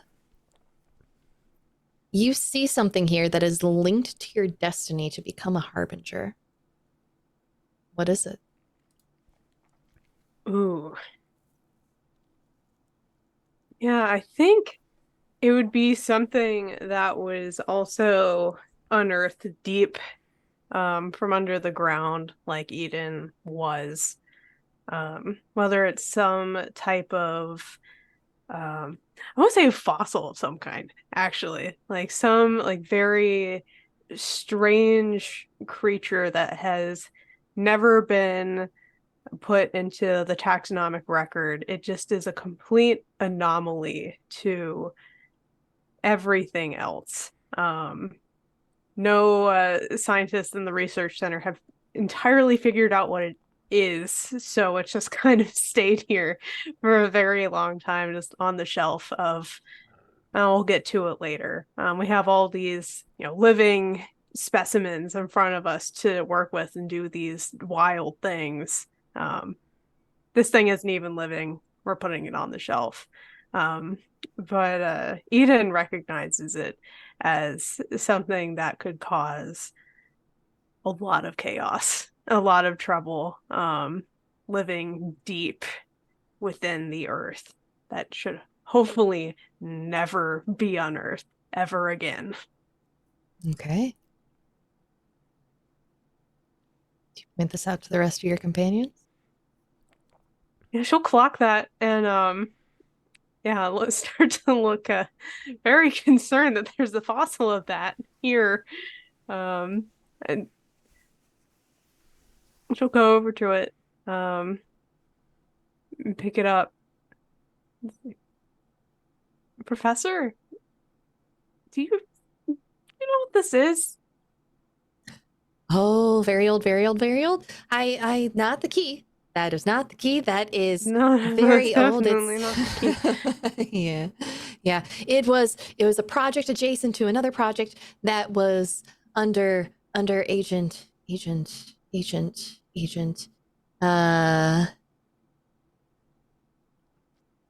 under an agent. I knew their name once. Did I know their name once? Was there another agent? Mr. Knock? Mr. Knock. Mr. Knock. Knock, knock on doors, knock on wood. No. Mr. Knock. Knock is very interesting. I think we're getting But not somewhere here. now. Do you Not know here, where they he were here. is? They Who were did? here? Where did they go? Oh, they went in. Something happened. Something happened to the door. Happened to knock on wood. Knock 3 times. Didn't come back. No, didn't come back. They might come back. They will come back. Maybe they never come back. Lots have not come back. Well, that's a whole spectrum. Thank you for your time. You're welcome. You're a good student. Come again. Keep up the good work. You'll get an A on the next one. Dynasta's going to start looking through this research and looking through papers. All right. I'm going to try and grasp keys here. Let's do it. I'm going to spend some darkness. Mm-hmm.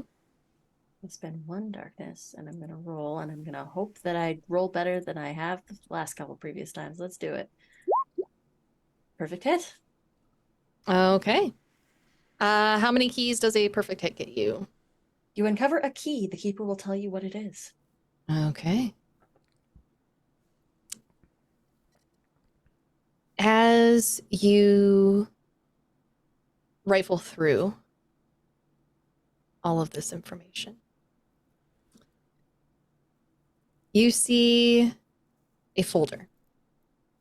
And on the folder, it says the name Bella. And it is a record of Bella's childhood, but the records that are made of Bella's childhood happened decades before her birth.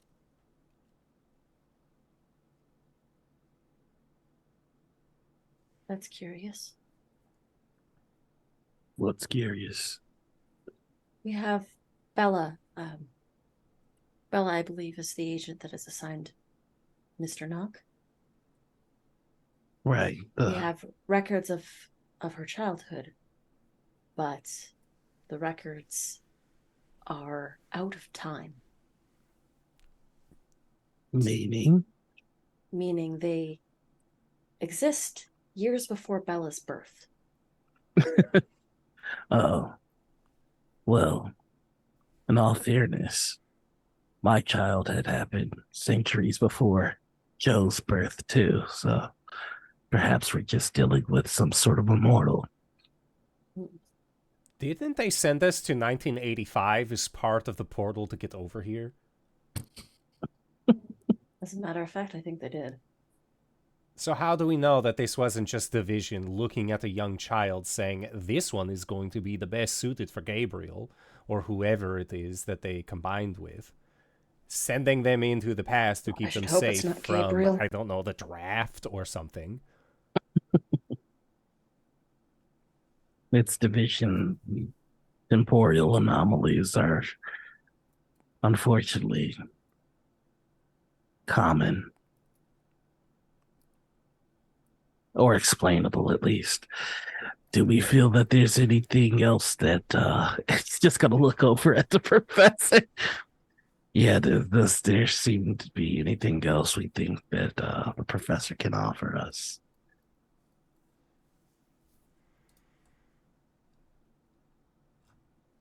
Oh, that's a resounding bit of silence. Apologies. I'm just rereading these records. Now, How I will say, as the Mhm. keeper, more than one of you can search for keys in a location. Everyone can Oh, attempt yeah, searching I'm- for keys. I'm a So grasp. feel free. Okay, feel free to go grasping in these locations all over the base. Grasp the key. I think we're all grasping. A new hand are we? grasps the key. Okay. Yeah! Ah! Uh-oh. Uh-oh. Oh, boy. Lazarus! You know what? May as well. I'm I gonna. don't like that. If we're all doing this. Yeah. Nope. Incredible. All right. Well, where everyone's rolls? I got a Miss. 10. You got a 10. Okay, so that's a success. You do Uh-huh. find one. I got a 12. A 12. Yeah. What is a 12 on looking for keys? So I uncover a key. Good news, everybody. Mhm. Bad news, there is a significant complication cost or fall out of the or fallout. The keeper will tell Okay. you what it is. Fantastic. And what did Eden roll? I rolled a miss. I mean, she's probably continuing to Mhm. examine this fossil and confirm that is it indeed the thing that she thinks it is.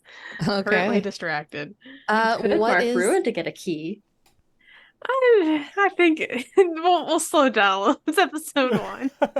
you can? What was the number on the roll? This is 6. 6. Okay. Yeah. I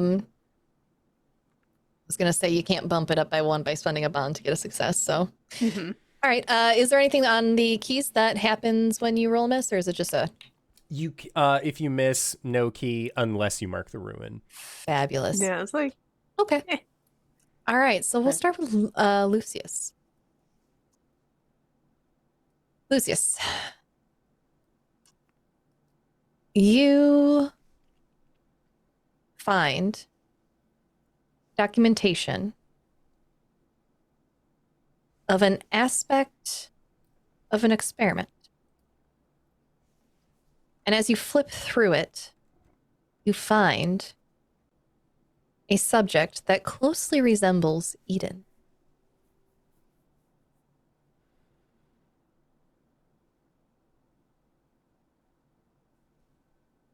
Like in physical appearance, or is this, or like, was it like, oh, attempt at recreation number 37, or is it like a breakdown of Eden? There is much overlap between what you know of Eden's personal file and this, but it is a different person, but they look strikingly similar.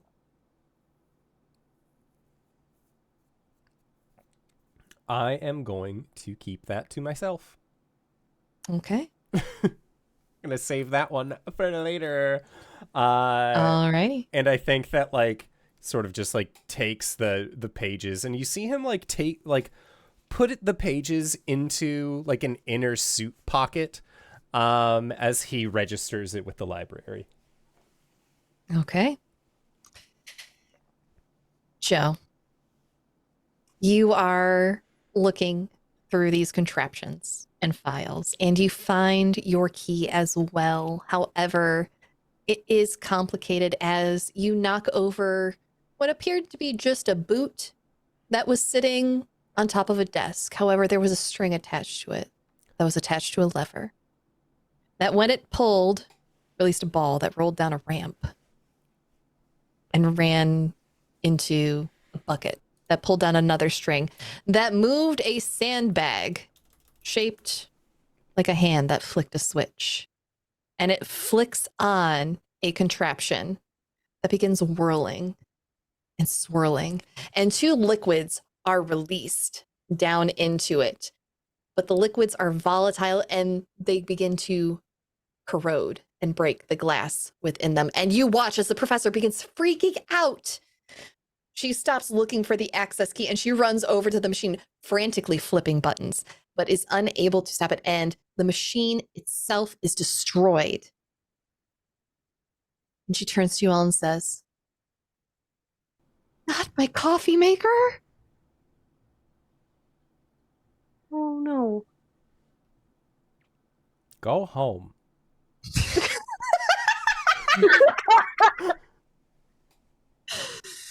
But the object that you find near the boot,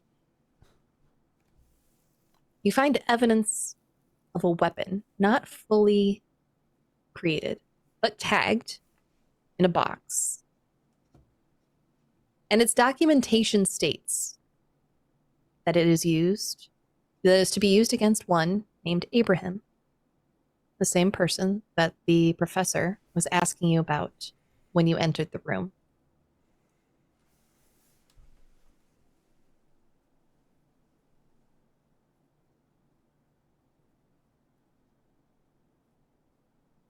Professor, we didn't see any Abraham. Oh, well, he travels around. He goes through the building and he gets me things I need. He's a very, very good one, that Abraham. Oh gosh, where are they? You said he lived in water. Do you have like hamster tubes all throughout this place for him to swim through? Oh, no, he can get out of it. He likes to be in the water, but he can also get out of the water. He can be in and out of the water. Sometimes he's in the water and he's out of the water all at the same time. You wouldn't be referring to Abraham Yates, would you? A brittle making individual. Yates. No. I think those No, are not two a Yates, different not a Yates. Abrahams. Not a Yates. No, Abraham has always been here. Abraham Aquatica. He adopted the last name himself. Yeah. Also, you should really invest in a K-cup, a Keurig, coffee. Don't machine. enable her. I'm just saying, if you're gonna get coffee, make it easy on yourself. Not sponsored by K-Cups. But we could be. We should be. This is actually sponsored by Nespresso. Sorry. Hey, Nescafe, if you're listening, all the time, man, just hit me up. I need Any it in my coffee veins. sponsor at all. We all have an addiction. You see how we all lit up? Anyway, sorry. Joe's just gonna go. Well, perhaps we should take the notes on this weapon in case we do encounter Abraham. And there are what appear to be pieces of an actual weapon in the box with it as well. Let's take it. Does it look like it's been used? It looks like the pieces are new. So when you're all looking at this, you could get the sense that this was probably the pieces of a prototype that had not been assembled yet.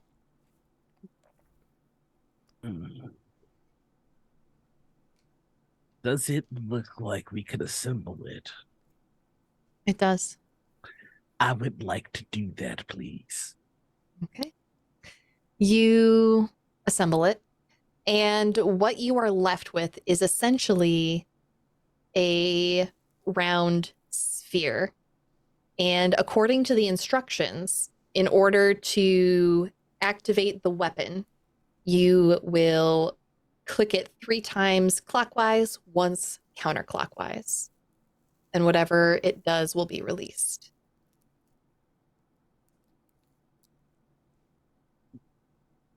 Yeah, I'm just gonna keep this in my pocket, just in case. Okay.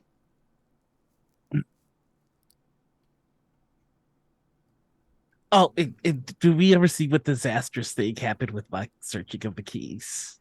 Yeah, it was the breaking of the coffee pot. Okay. Oh, thank God. I was scared. I was just like, wait Look, for that to fall. if you like your cup of coffee and you have a weird machine to make it for yourself, It broke that's my a heart. disaster. Seeing that fall apart. I mean, it was a personal disaster for certain. Oh yeah. Okay, so I'm gonna Look, go. I want you all to survive a little while longer, okay? Look, we paid for the art for this. We got to do it again if we die. Oh my God. I'm gonna go full Stop Harbinger episode 2. If unless there's any objections, I would like to start heading out of this room in the direction of the authorized personnel. Yeah. Okay. Follow after. Yeah. But one more thing, Professor. Have you had lunch today? Lunch? No, I never stop for lunch. I never stop to eat. I never need anything. I never need anything. Abraham brings Okay. me everything I need.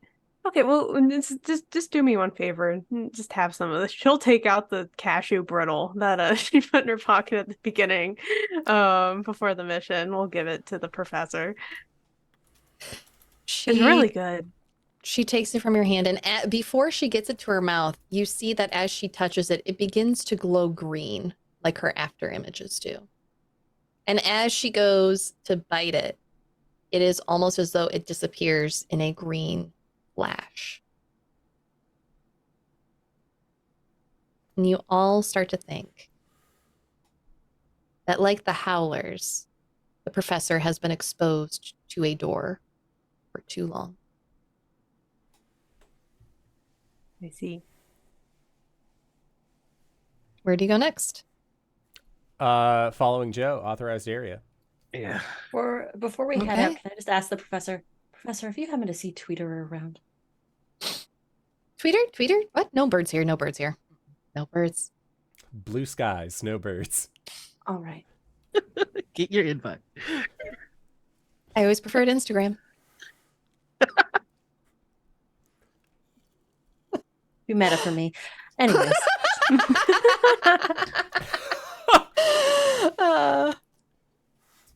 Yeah, Zuckerberg has no power here. That one took a second.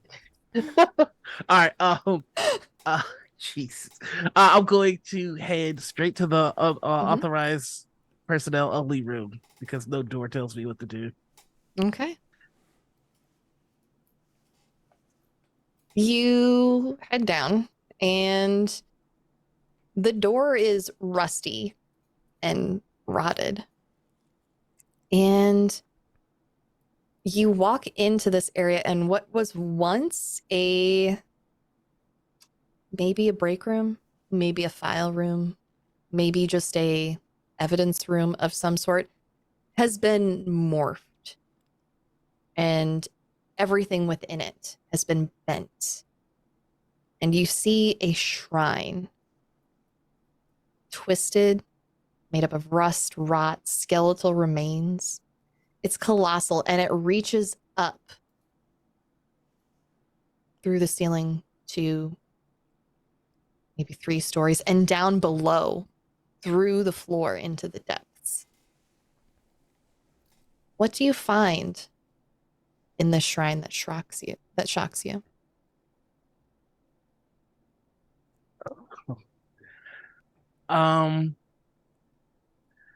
I'm going to say what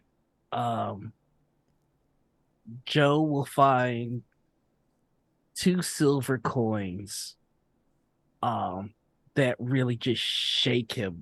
There's old silver coins with a picture of Pontius Pilate and Caesar on them, authentic Roman, and he sees that and just stops moving.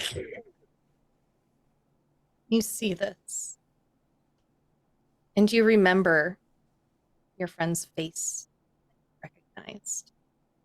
And you get the sense that this was built by the Howlers. There is apparently still some logic left within them. And as you look up and down this shrine, you realize that its immense size is created in tribute to a door. What would you all like to do? Joe is going to kind of overreact with violence and just kind of he's gonna slam his silver hand into the shrine, doing as much damage to it as possible. Okay.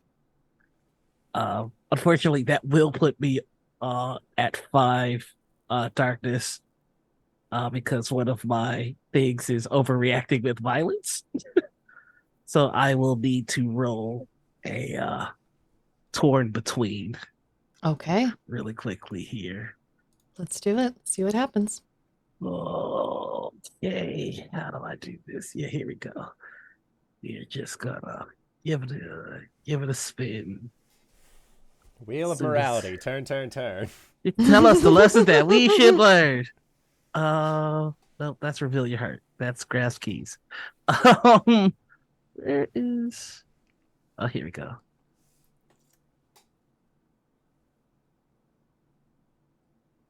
Oh no, I don't roll for it. Something just happens. Mm-hmm. Yeah. So let your We have- monstrous nature show describe the damage your outburst causes and mark 1 ruin. Or describe how you diminish your power and conform to the pressures of humanity. Or spend a bond with someone to describe how they directly or inadvertently help you regain control. So I think he does lash out and slams the shrine. I have bonds with everybody. Would anyone like to intercede and calm him down? I'd like to.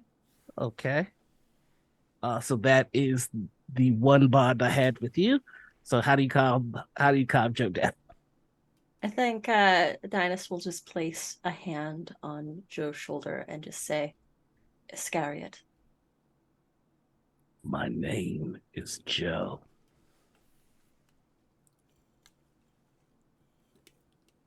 But once your name was Iscariot. And that is who is acting now.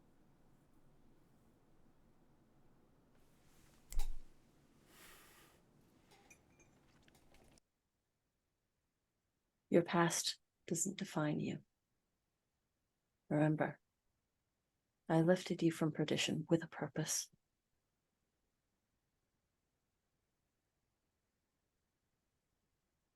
I think at that, Joe will just put the glove back on his silver hand, put it in his pocket.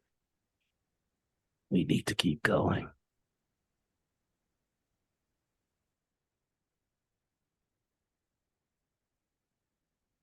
All right. And let me see. Does that allow you to clear? So you just clear the bond, I believe. Mm-hmm. So you have to forge a new bond Gotcha. before they can do things like this again. Mm-hmm. Yeah. Okay. Cool. Yeah, you regain control. There's a large dent in the rusted metal where your hand connected with it.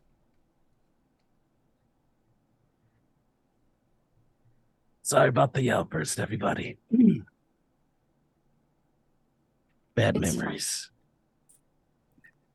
So, Mr. Knox! Like, and it's just walking down this hallway. Shakes fifth in the air. Knox! No! Are you heading The- somewhere else or are you staying in this room? The giant metal thing extends like from beneath the floor and then straight way up, up. right? Yeah. Big old shrine. I'ma say go down. I like the way you think. Let's get weird. Let's get weird with it. Let's get weird. I'm gonna follow Lucius. Oh no, we can't get weird with it, man. That's not this game. We have to be playing like Monster of the Week or something to roll for weird. Let's get ruinous. Yeah. I'm gonna jump in the hole. Yeah, I think Lucius is sort of I think that he would actually defer to Eden before like jumping in on this.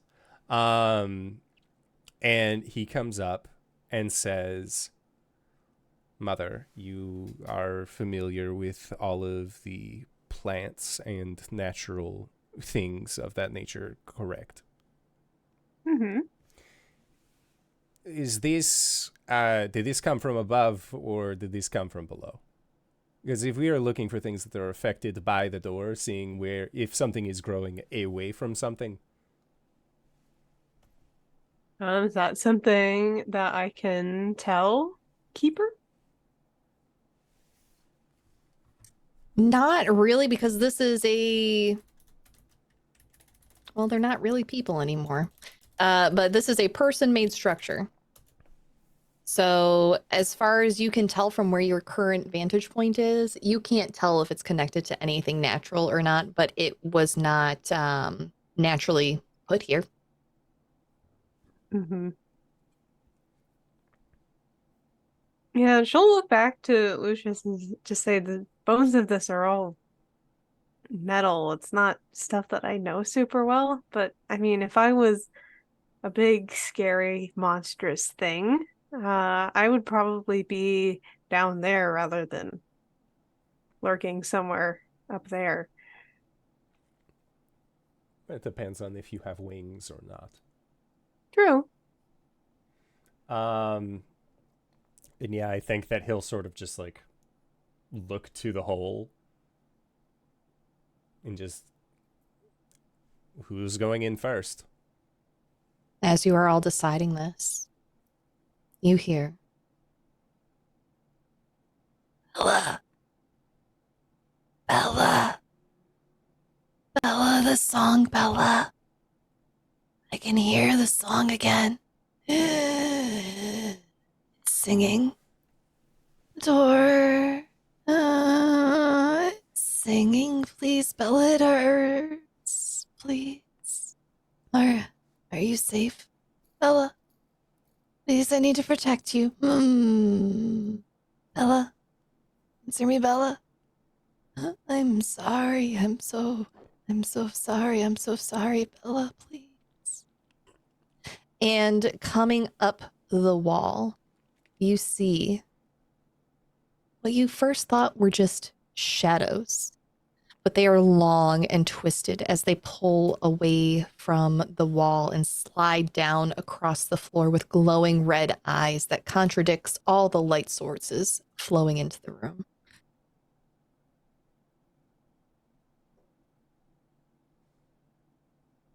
You try to interact with this entity? Yeah. Do I want to? No. Does the camera demand it? Yeah. It's like, yeah, if no one has ideas, I potentially have an idea. I mean, yeah, I would go for it because I Okay. was gonna be spicy. Oh. I mean, depending on how this roll goes, I might as well. We'll see. Roll for spicy. But no, I think this would be a great place for me to use one of my playbook moves. Okay. A man of 1,000 faces. Mhm. Essentially, you have learned how to reflect the thoughts and memories of others to help them see who they wish to see. And I would like to potentially personify Bella. Okay. You reach out to this creature's mind's eye, and you see images. You see a little girl with her hair in pigtail braids, sitting, peeking over the side of her bed down at you. You see a teenage girl getting ready to go out with her friends on a Friday night. She's picking out clothing and she holds a pair of shoes down near the bed for you to look at. And then you see a young woman in her early 20s. Her hair, once long and in pigtails as a little kid, has now been cut short into a bob, much more manageable that way. She's getting dressed hurriedly, and people are coming to take you with her. You're going to have a job. and you see the adult image of Bella. As Michael remembers her.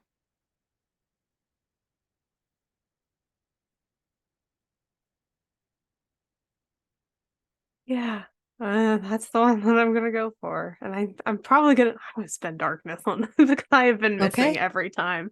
Yeah, we're gonna spend 2, and we're gonna see what happens. All right, let's do it.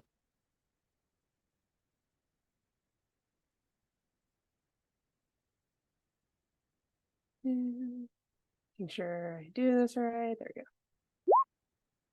Perfect hit, a 9. Let's go. 9, fantastic. You flawlessly replicate for this creature, Bella's image, and it comes to you right to the tips of your shoes across the floor, and its shadow intertwines with yours, and it almost uses the fold of your clothing to come up, so it is face to face with you. Bella, what did they do? I hear the door, but I don't hear you.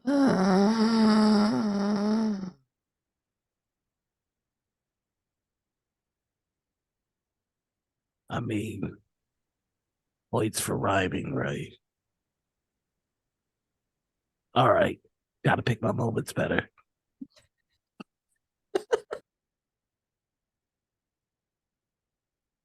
So, like, did we all hear this? You all hear this. And You all hear it, and you all see it. Lucius will say, where is the door?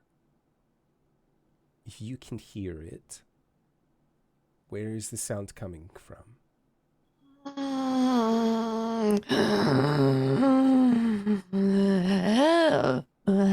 Everywhere is Bella.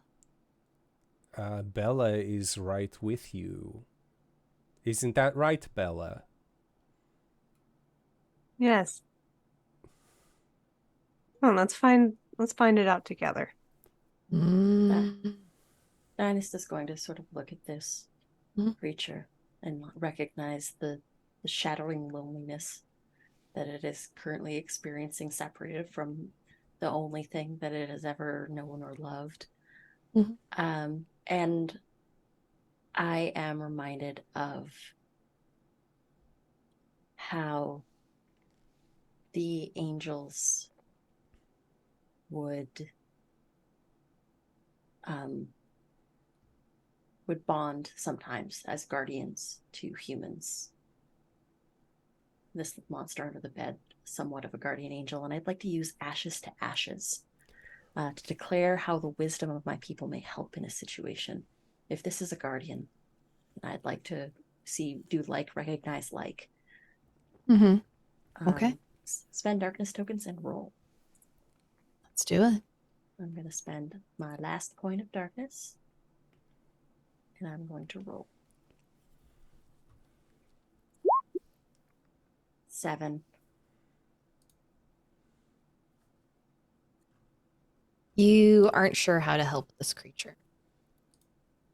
It's not something angelic. No. And it's not something you've encountered before. But what you can ascertain, I'll give you all this, is that Michael is in an immense amount of pain and must have been forcibly separated from Bella to become like this. On a miss, on a 7-,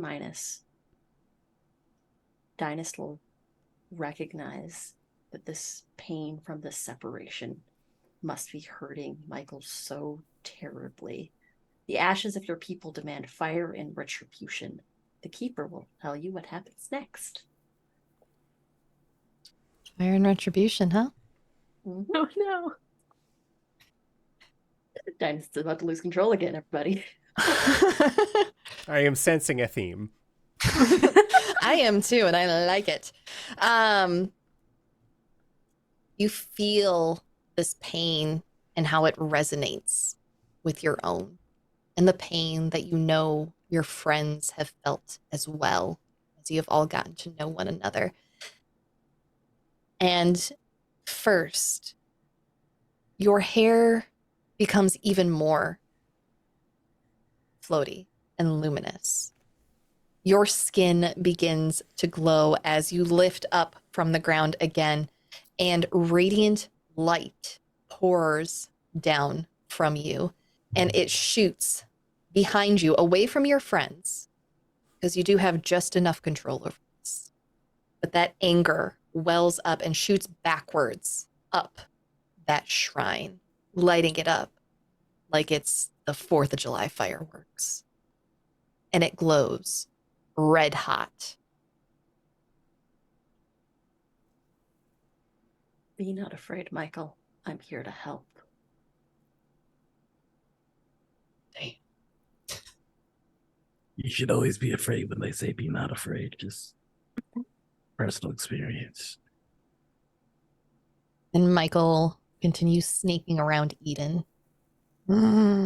Bella, where's Bella? You feel different.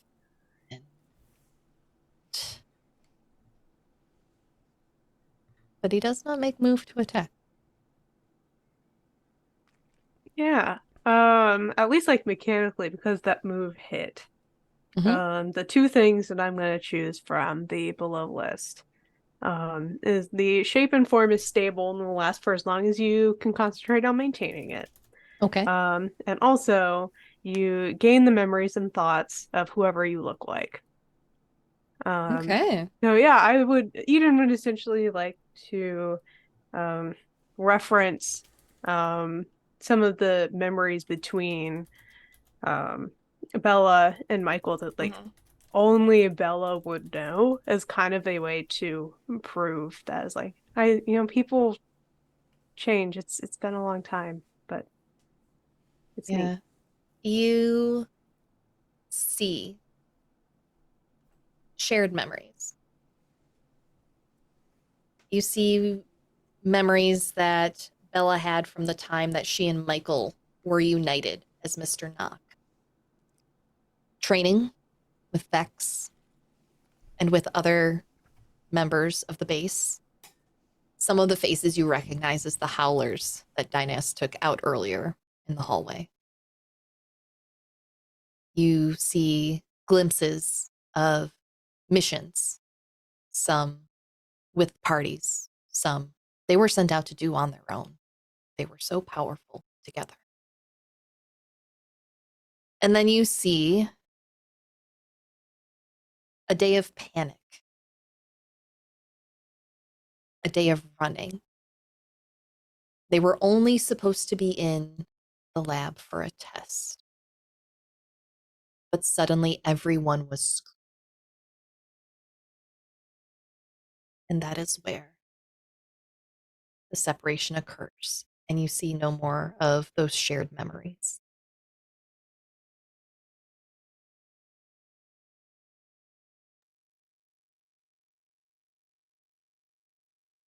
Everything went wrong, and I'm sorry for that. But I'm back, and we have to figure out where the song is coming from together. Their image wavers for a moment. They're injured and struggling. And you hear, find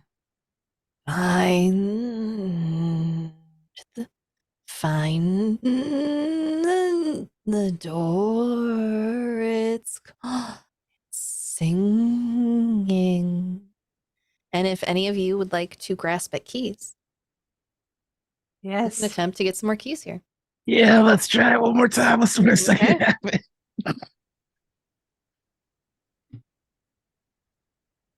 Yeah, perfect hit. Fantastic.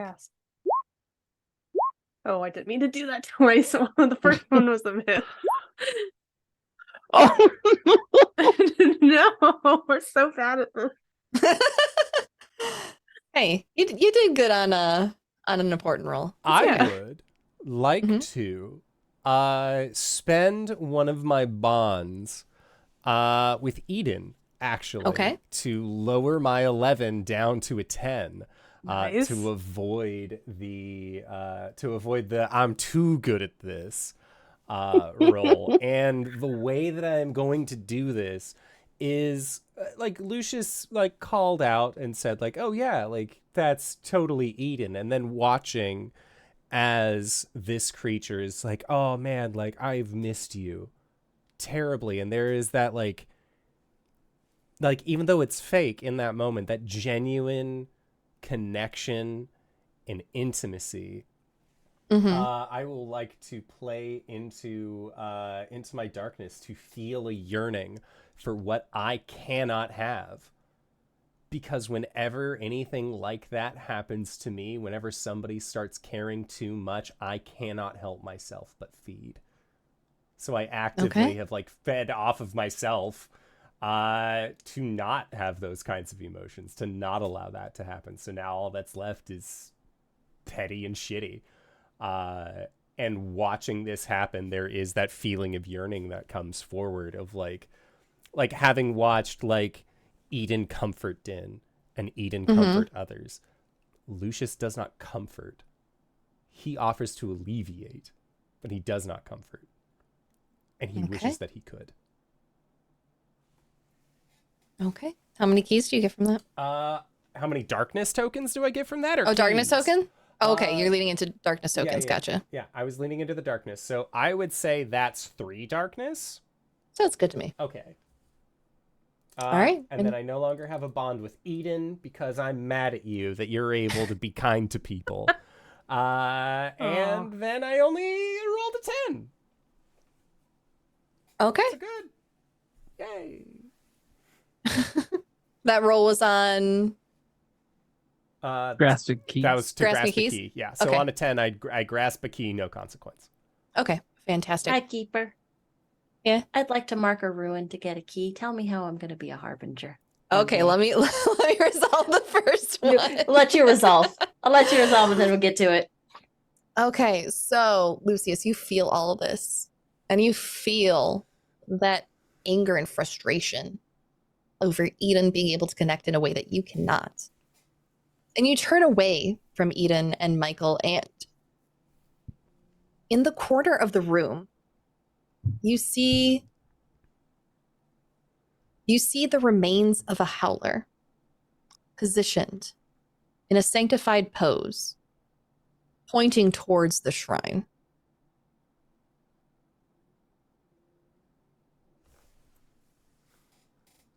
It can't be that easy, can it? He'll go towards the shrine. Okay. Like, see where Joe, did a punch and probably, like, took the 2 coins. Or did you leave the coins? I left the coins. All right, me and those coins have a history, and it's not I'm going to great. take them. I will gladly take those 2 silver coins of Joe's. Keep them for later. Okay. Yeah. You can continue looking over the shrine and puzzle on it for a bit. Dynast, you were marking ruin? Yes, I am. Okay. But if you wanna handle, because Joe also got a success first, I'll wait my turn. Okay. Yep. Joe, you got a success for 1 key? Yep, perfect hit. Just 1 key. Fabulous. As you also look about this room, inspecting the shrine further now that your anger at it has dissipated, you notice that amongst the items that have been cobbled together to make the shrine, off to the side, almost facing backwards towards the wall, is an open file cabinet that's being used to support part of this metal structure. And when you reach in, you find instructions. You find very precise instructions on how to neutralize Lucius permanently.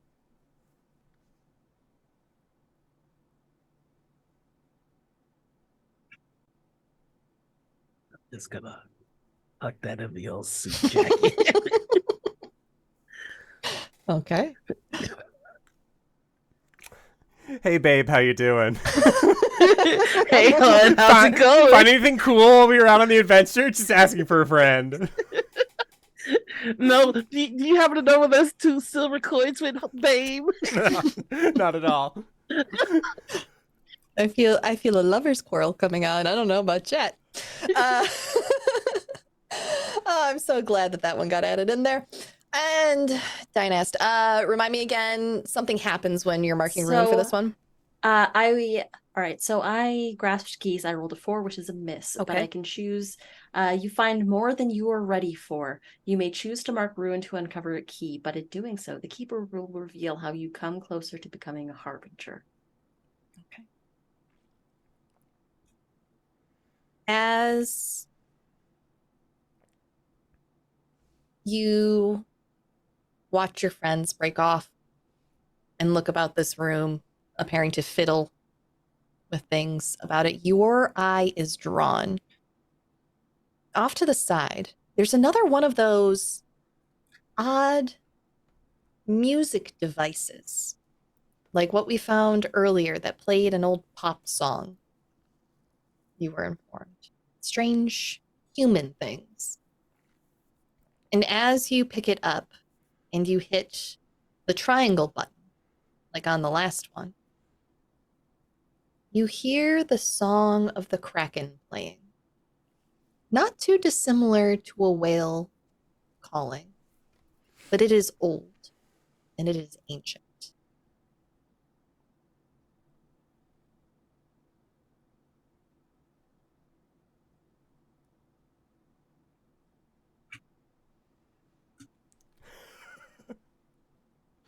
I will add that to your keys.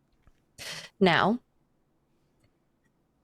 the way that you uncover a door, fair listeners, in this game, is to connect keys to the facets of the mystery. My players have a map in front of them, and for this game, the facets are the abandoned division base, 001, the Harbinger, and the Door of Power. So what the players must do now, in order to figure out what the door is, where it is, and stop the Harbinger, is to connect all of the uncovered keys that they've found so far to those facets. Now, and I will propose this to you all, unless you want to try and do it in the final 10 minutes of stream. I will propose that I will give you until the 1 hour mark of our next session to solve the mystery before I make another tick on the doom clock. That way, we can take a little week-long breather and come back, and you can all spend some time reasoning without the threat of stream needing to end what happened. But at the 1 hour mark next week, you will either have successfully uncovered the door and stopped the Harbinger, or the Harbinger will have opened the door, and you will have to deal with the consequences. How's that sound to everybody? I've got something to offer the group. Yeah. That might help us. I have a move called Heavy is the Crown. Okay. I may always declare a harbinger knows me and my terrible prophecy that awaits. When I do, I mark 1 ruin, and they immediately offer you something of great value, but will demand you show through action that you're ready to fulfill your prophecy. Or I mark 2 ruin, and I force them to acknowledge my power and give way for me. And they'll offer me something of great value as means of appeasing me. So it might narrow. For that to happen, you would have to know who the Harbinger is, since it's a move directly addressing the Harbinger. Okay. So if you do end up encountering the Harbinger, that is a move that you can use. Okay. But as you do not know who the Harbinger may be yet, still up for debate. Okay. As showrunner, I do not mind if we go long. However, I don't have many options like ideas at this point. I can connect a few of them, but I don't think I can I don't think we can power through this in like 10 minutes. Yeah, Yeah. since let's go ahead and take a week since we are all new to the system and this is our first time playing. So we Okay. can mull it over. And we'll have an hour next week to either solve the mystery and continue on to whatever comes next. Probably a day in the life portion of the episode for you all. Or, the world will end. One or the two. It's fine. Yeah. But you all will remain on this page so you can check back to this adventure page throughout the week. Fantastic. Perfect. I'm on board for that if y'all are. Yeah, Yeah, I think that's a good idea. Okay. Yeah, So let's take a week to mull this over. as we have decided to take a week to mull, that's a great time to call it for tonight's session. So with that, I would like to say first and foremost, Sarah, thank you so much for running this game. This has been an absolute blast. I am excited to get up to all of the catty bullshit that this game has to offer, and I'm so excited to have you here on the channel, but I'm always excited whenever any of you folks are here. But hey, Sarah, where can we find you? What do you do? Y'all can find me all over the internet, but the easiest way to know what I'm up to is go to hypegoblin.com, check out my online streaming calendar, which will tell you where to find me when, both on my own channels and on other channels as well. This week I have a charity event on the calendar coming up on the 28th. So if you'd like to come join me for that, I believe we are raising money for the Trevor Project. I should be better about knowing what I'm doing when, but it's been a long week, y'all. Other than that, you can find me on all the social media as the Hype Goblin. And just real quick, Simon, thanks for bringing me home. My first GM, and now I'm GMing for you. Love you, buddy. It's great. I like it. No, you. Fuck. All right, speaking of people that I love having on the channel, Noir, where can we find you? What do you do? Yeah, well, you can find me all over the internet as the Noir Enigma. That's Twitter, Twitch, YouTube, TikTok, Instagram, and now Blue Sky. Every Monday I'm over on Cube Times for our alien game Beacon. Every Friday you can find me on Gen Con TV for Table Tapes, where we review tabletop news. And every Saturday morning you can find me on Critical Misses for Morning Ritual. But that's me. And Anita, where can we find you? What do you do? Hello, everybody. I am Anita, otherwise known as Panita or Critical Misses on the internet. You can find me everywhere, one of those two places. You can find me next over on Critical Misses channel on Mondays. I am a co-GM in a Cypher System story called Time and Time Again. It's a little bit of high fantasy, techno magic time travel shenanigans. You can also find me behind the camera, running tech on Critical Misses Wednesdays and Fridays for our slate of shows. We've got Stone and Starlight Carnival, which is an Under Hollow Hills game, and we've got For Queen and Country, which is a Thirsty Sword Lesbians game that's based off the Three Musketeers. And again, Morning Ritual, Saturdays. I'm working on getting some fun folks in for our next slate of guests. So yeah, follow me on the things and you'll find out where I am. Incredible. And heck, Oh, that's me. Hey, everybody. It's me, SirHeckaLot. You can find me on all the social medias at SirHeckaLot, including Twitch, Itch, Twitter, Instagram. I'm all over the place. Just find me. It's the best place to figure out where I'm going to be in the TTRPG space next, because I tend to wander just a whole lot. But most notably for this coming week, you can catch me on Neon Lights Roleplay tomorrow, and Oathsworn, Odyssey of the Dragonlord. This is a Greek myth-styled D&D 5e campaign, and we're having a fantastic time. I think we're going to be finding the ship that we're going to make the Odyssey with next episode, which is going to be wild.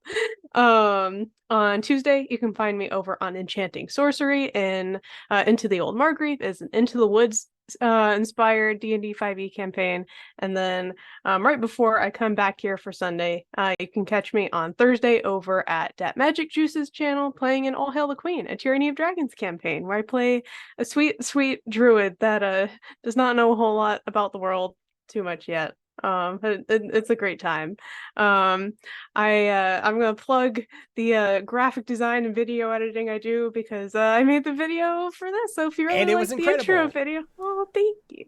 If you like stuff like that or streaming overlays and stuff, my portfolio is pinned onto my Twitter. So go check that out. But that's about it for me. Also, quick shout out to SneakerNet. Yep, it's Zach on Twitter for the awesome theme song. Incredible. It's so good. Yeah. All of it. Fantastic. Heck, you send me the invoice. I will pay you for this. I forgot to do that. Don't call me out. Pay your artists. And with that, hello everybody. If you've made it this far, you probably already know who I am. But if you don't, hey Acorns, what's up? It's me, your buddy, your pal, your friend, the Indoor Adventurer, the showrunner here at twitch.tv/Indoor Adventures. Right now, we do one show a week, currently at Sundays at 3 p.m. Pacific Standard Time here at twitch.tv/Indoor Adventures. Other than that, right now, our For Keeps game is still on hiatus until the second week of July. Other than that, I am over on GGK, G Game Nights over on Saturdays, also at around 3 o'clock. Actually, I think it's 2 o'clock p.m. Pacific Standard Time. Because, hey, guess what? Val of GGK threw together a one-piece 5e hack. I am playing a giant man who ate the pin fruit, and I am a bowling man. So all of my abilities are based off of bowling, and I use a lot of bowling terminology that I am not familiar with. So if you'd like to come on by and have fun with that, go on over to GGK on Saturdays for that incredible game. But that is it for our show. So I would like to say once again, thank you to Sarah/the Hype Goblin for running this absolutely fantastic show. Thank you to these players for putting up with our bullshit once again this week. And thank you to everybody who decided to stop on by, because we couldn't do shows like this without, an audience. We probably would, but the production value would be significantly lower. So thanks for coming by. But with that, we are going to be going into our Patreon-supported after show called Nights in the Courtyard, where we answer questions not only from each other, but also from the community. And for this game, we're also doing some stars and wishes. So if you want to know what our stars and wishes are, as well as the answers to your questions, again, patreon.com/Indoor Adventures. The link can be found in the Twitch chat to the side or down below. And with that, I hope everybody has a great night, because time is ticking down until our next Apocalypse Keys game, and I am ready for it. So we'll see you guys shortly. All right, everybody. Bye until next week. I don't know why I said shortly. Levi, why?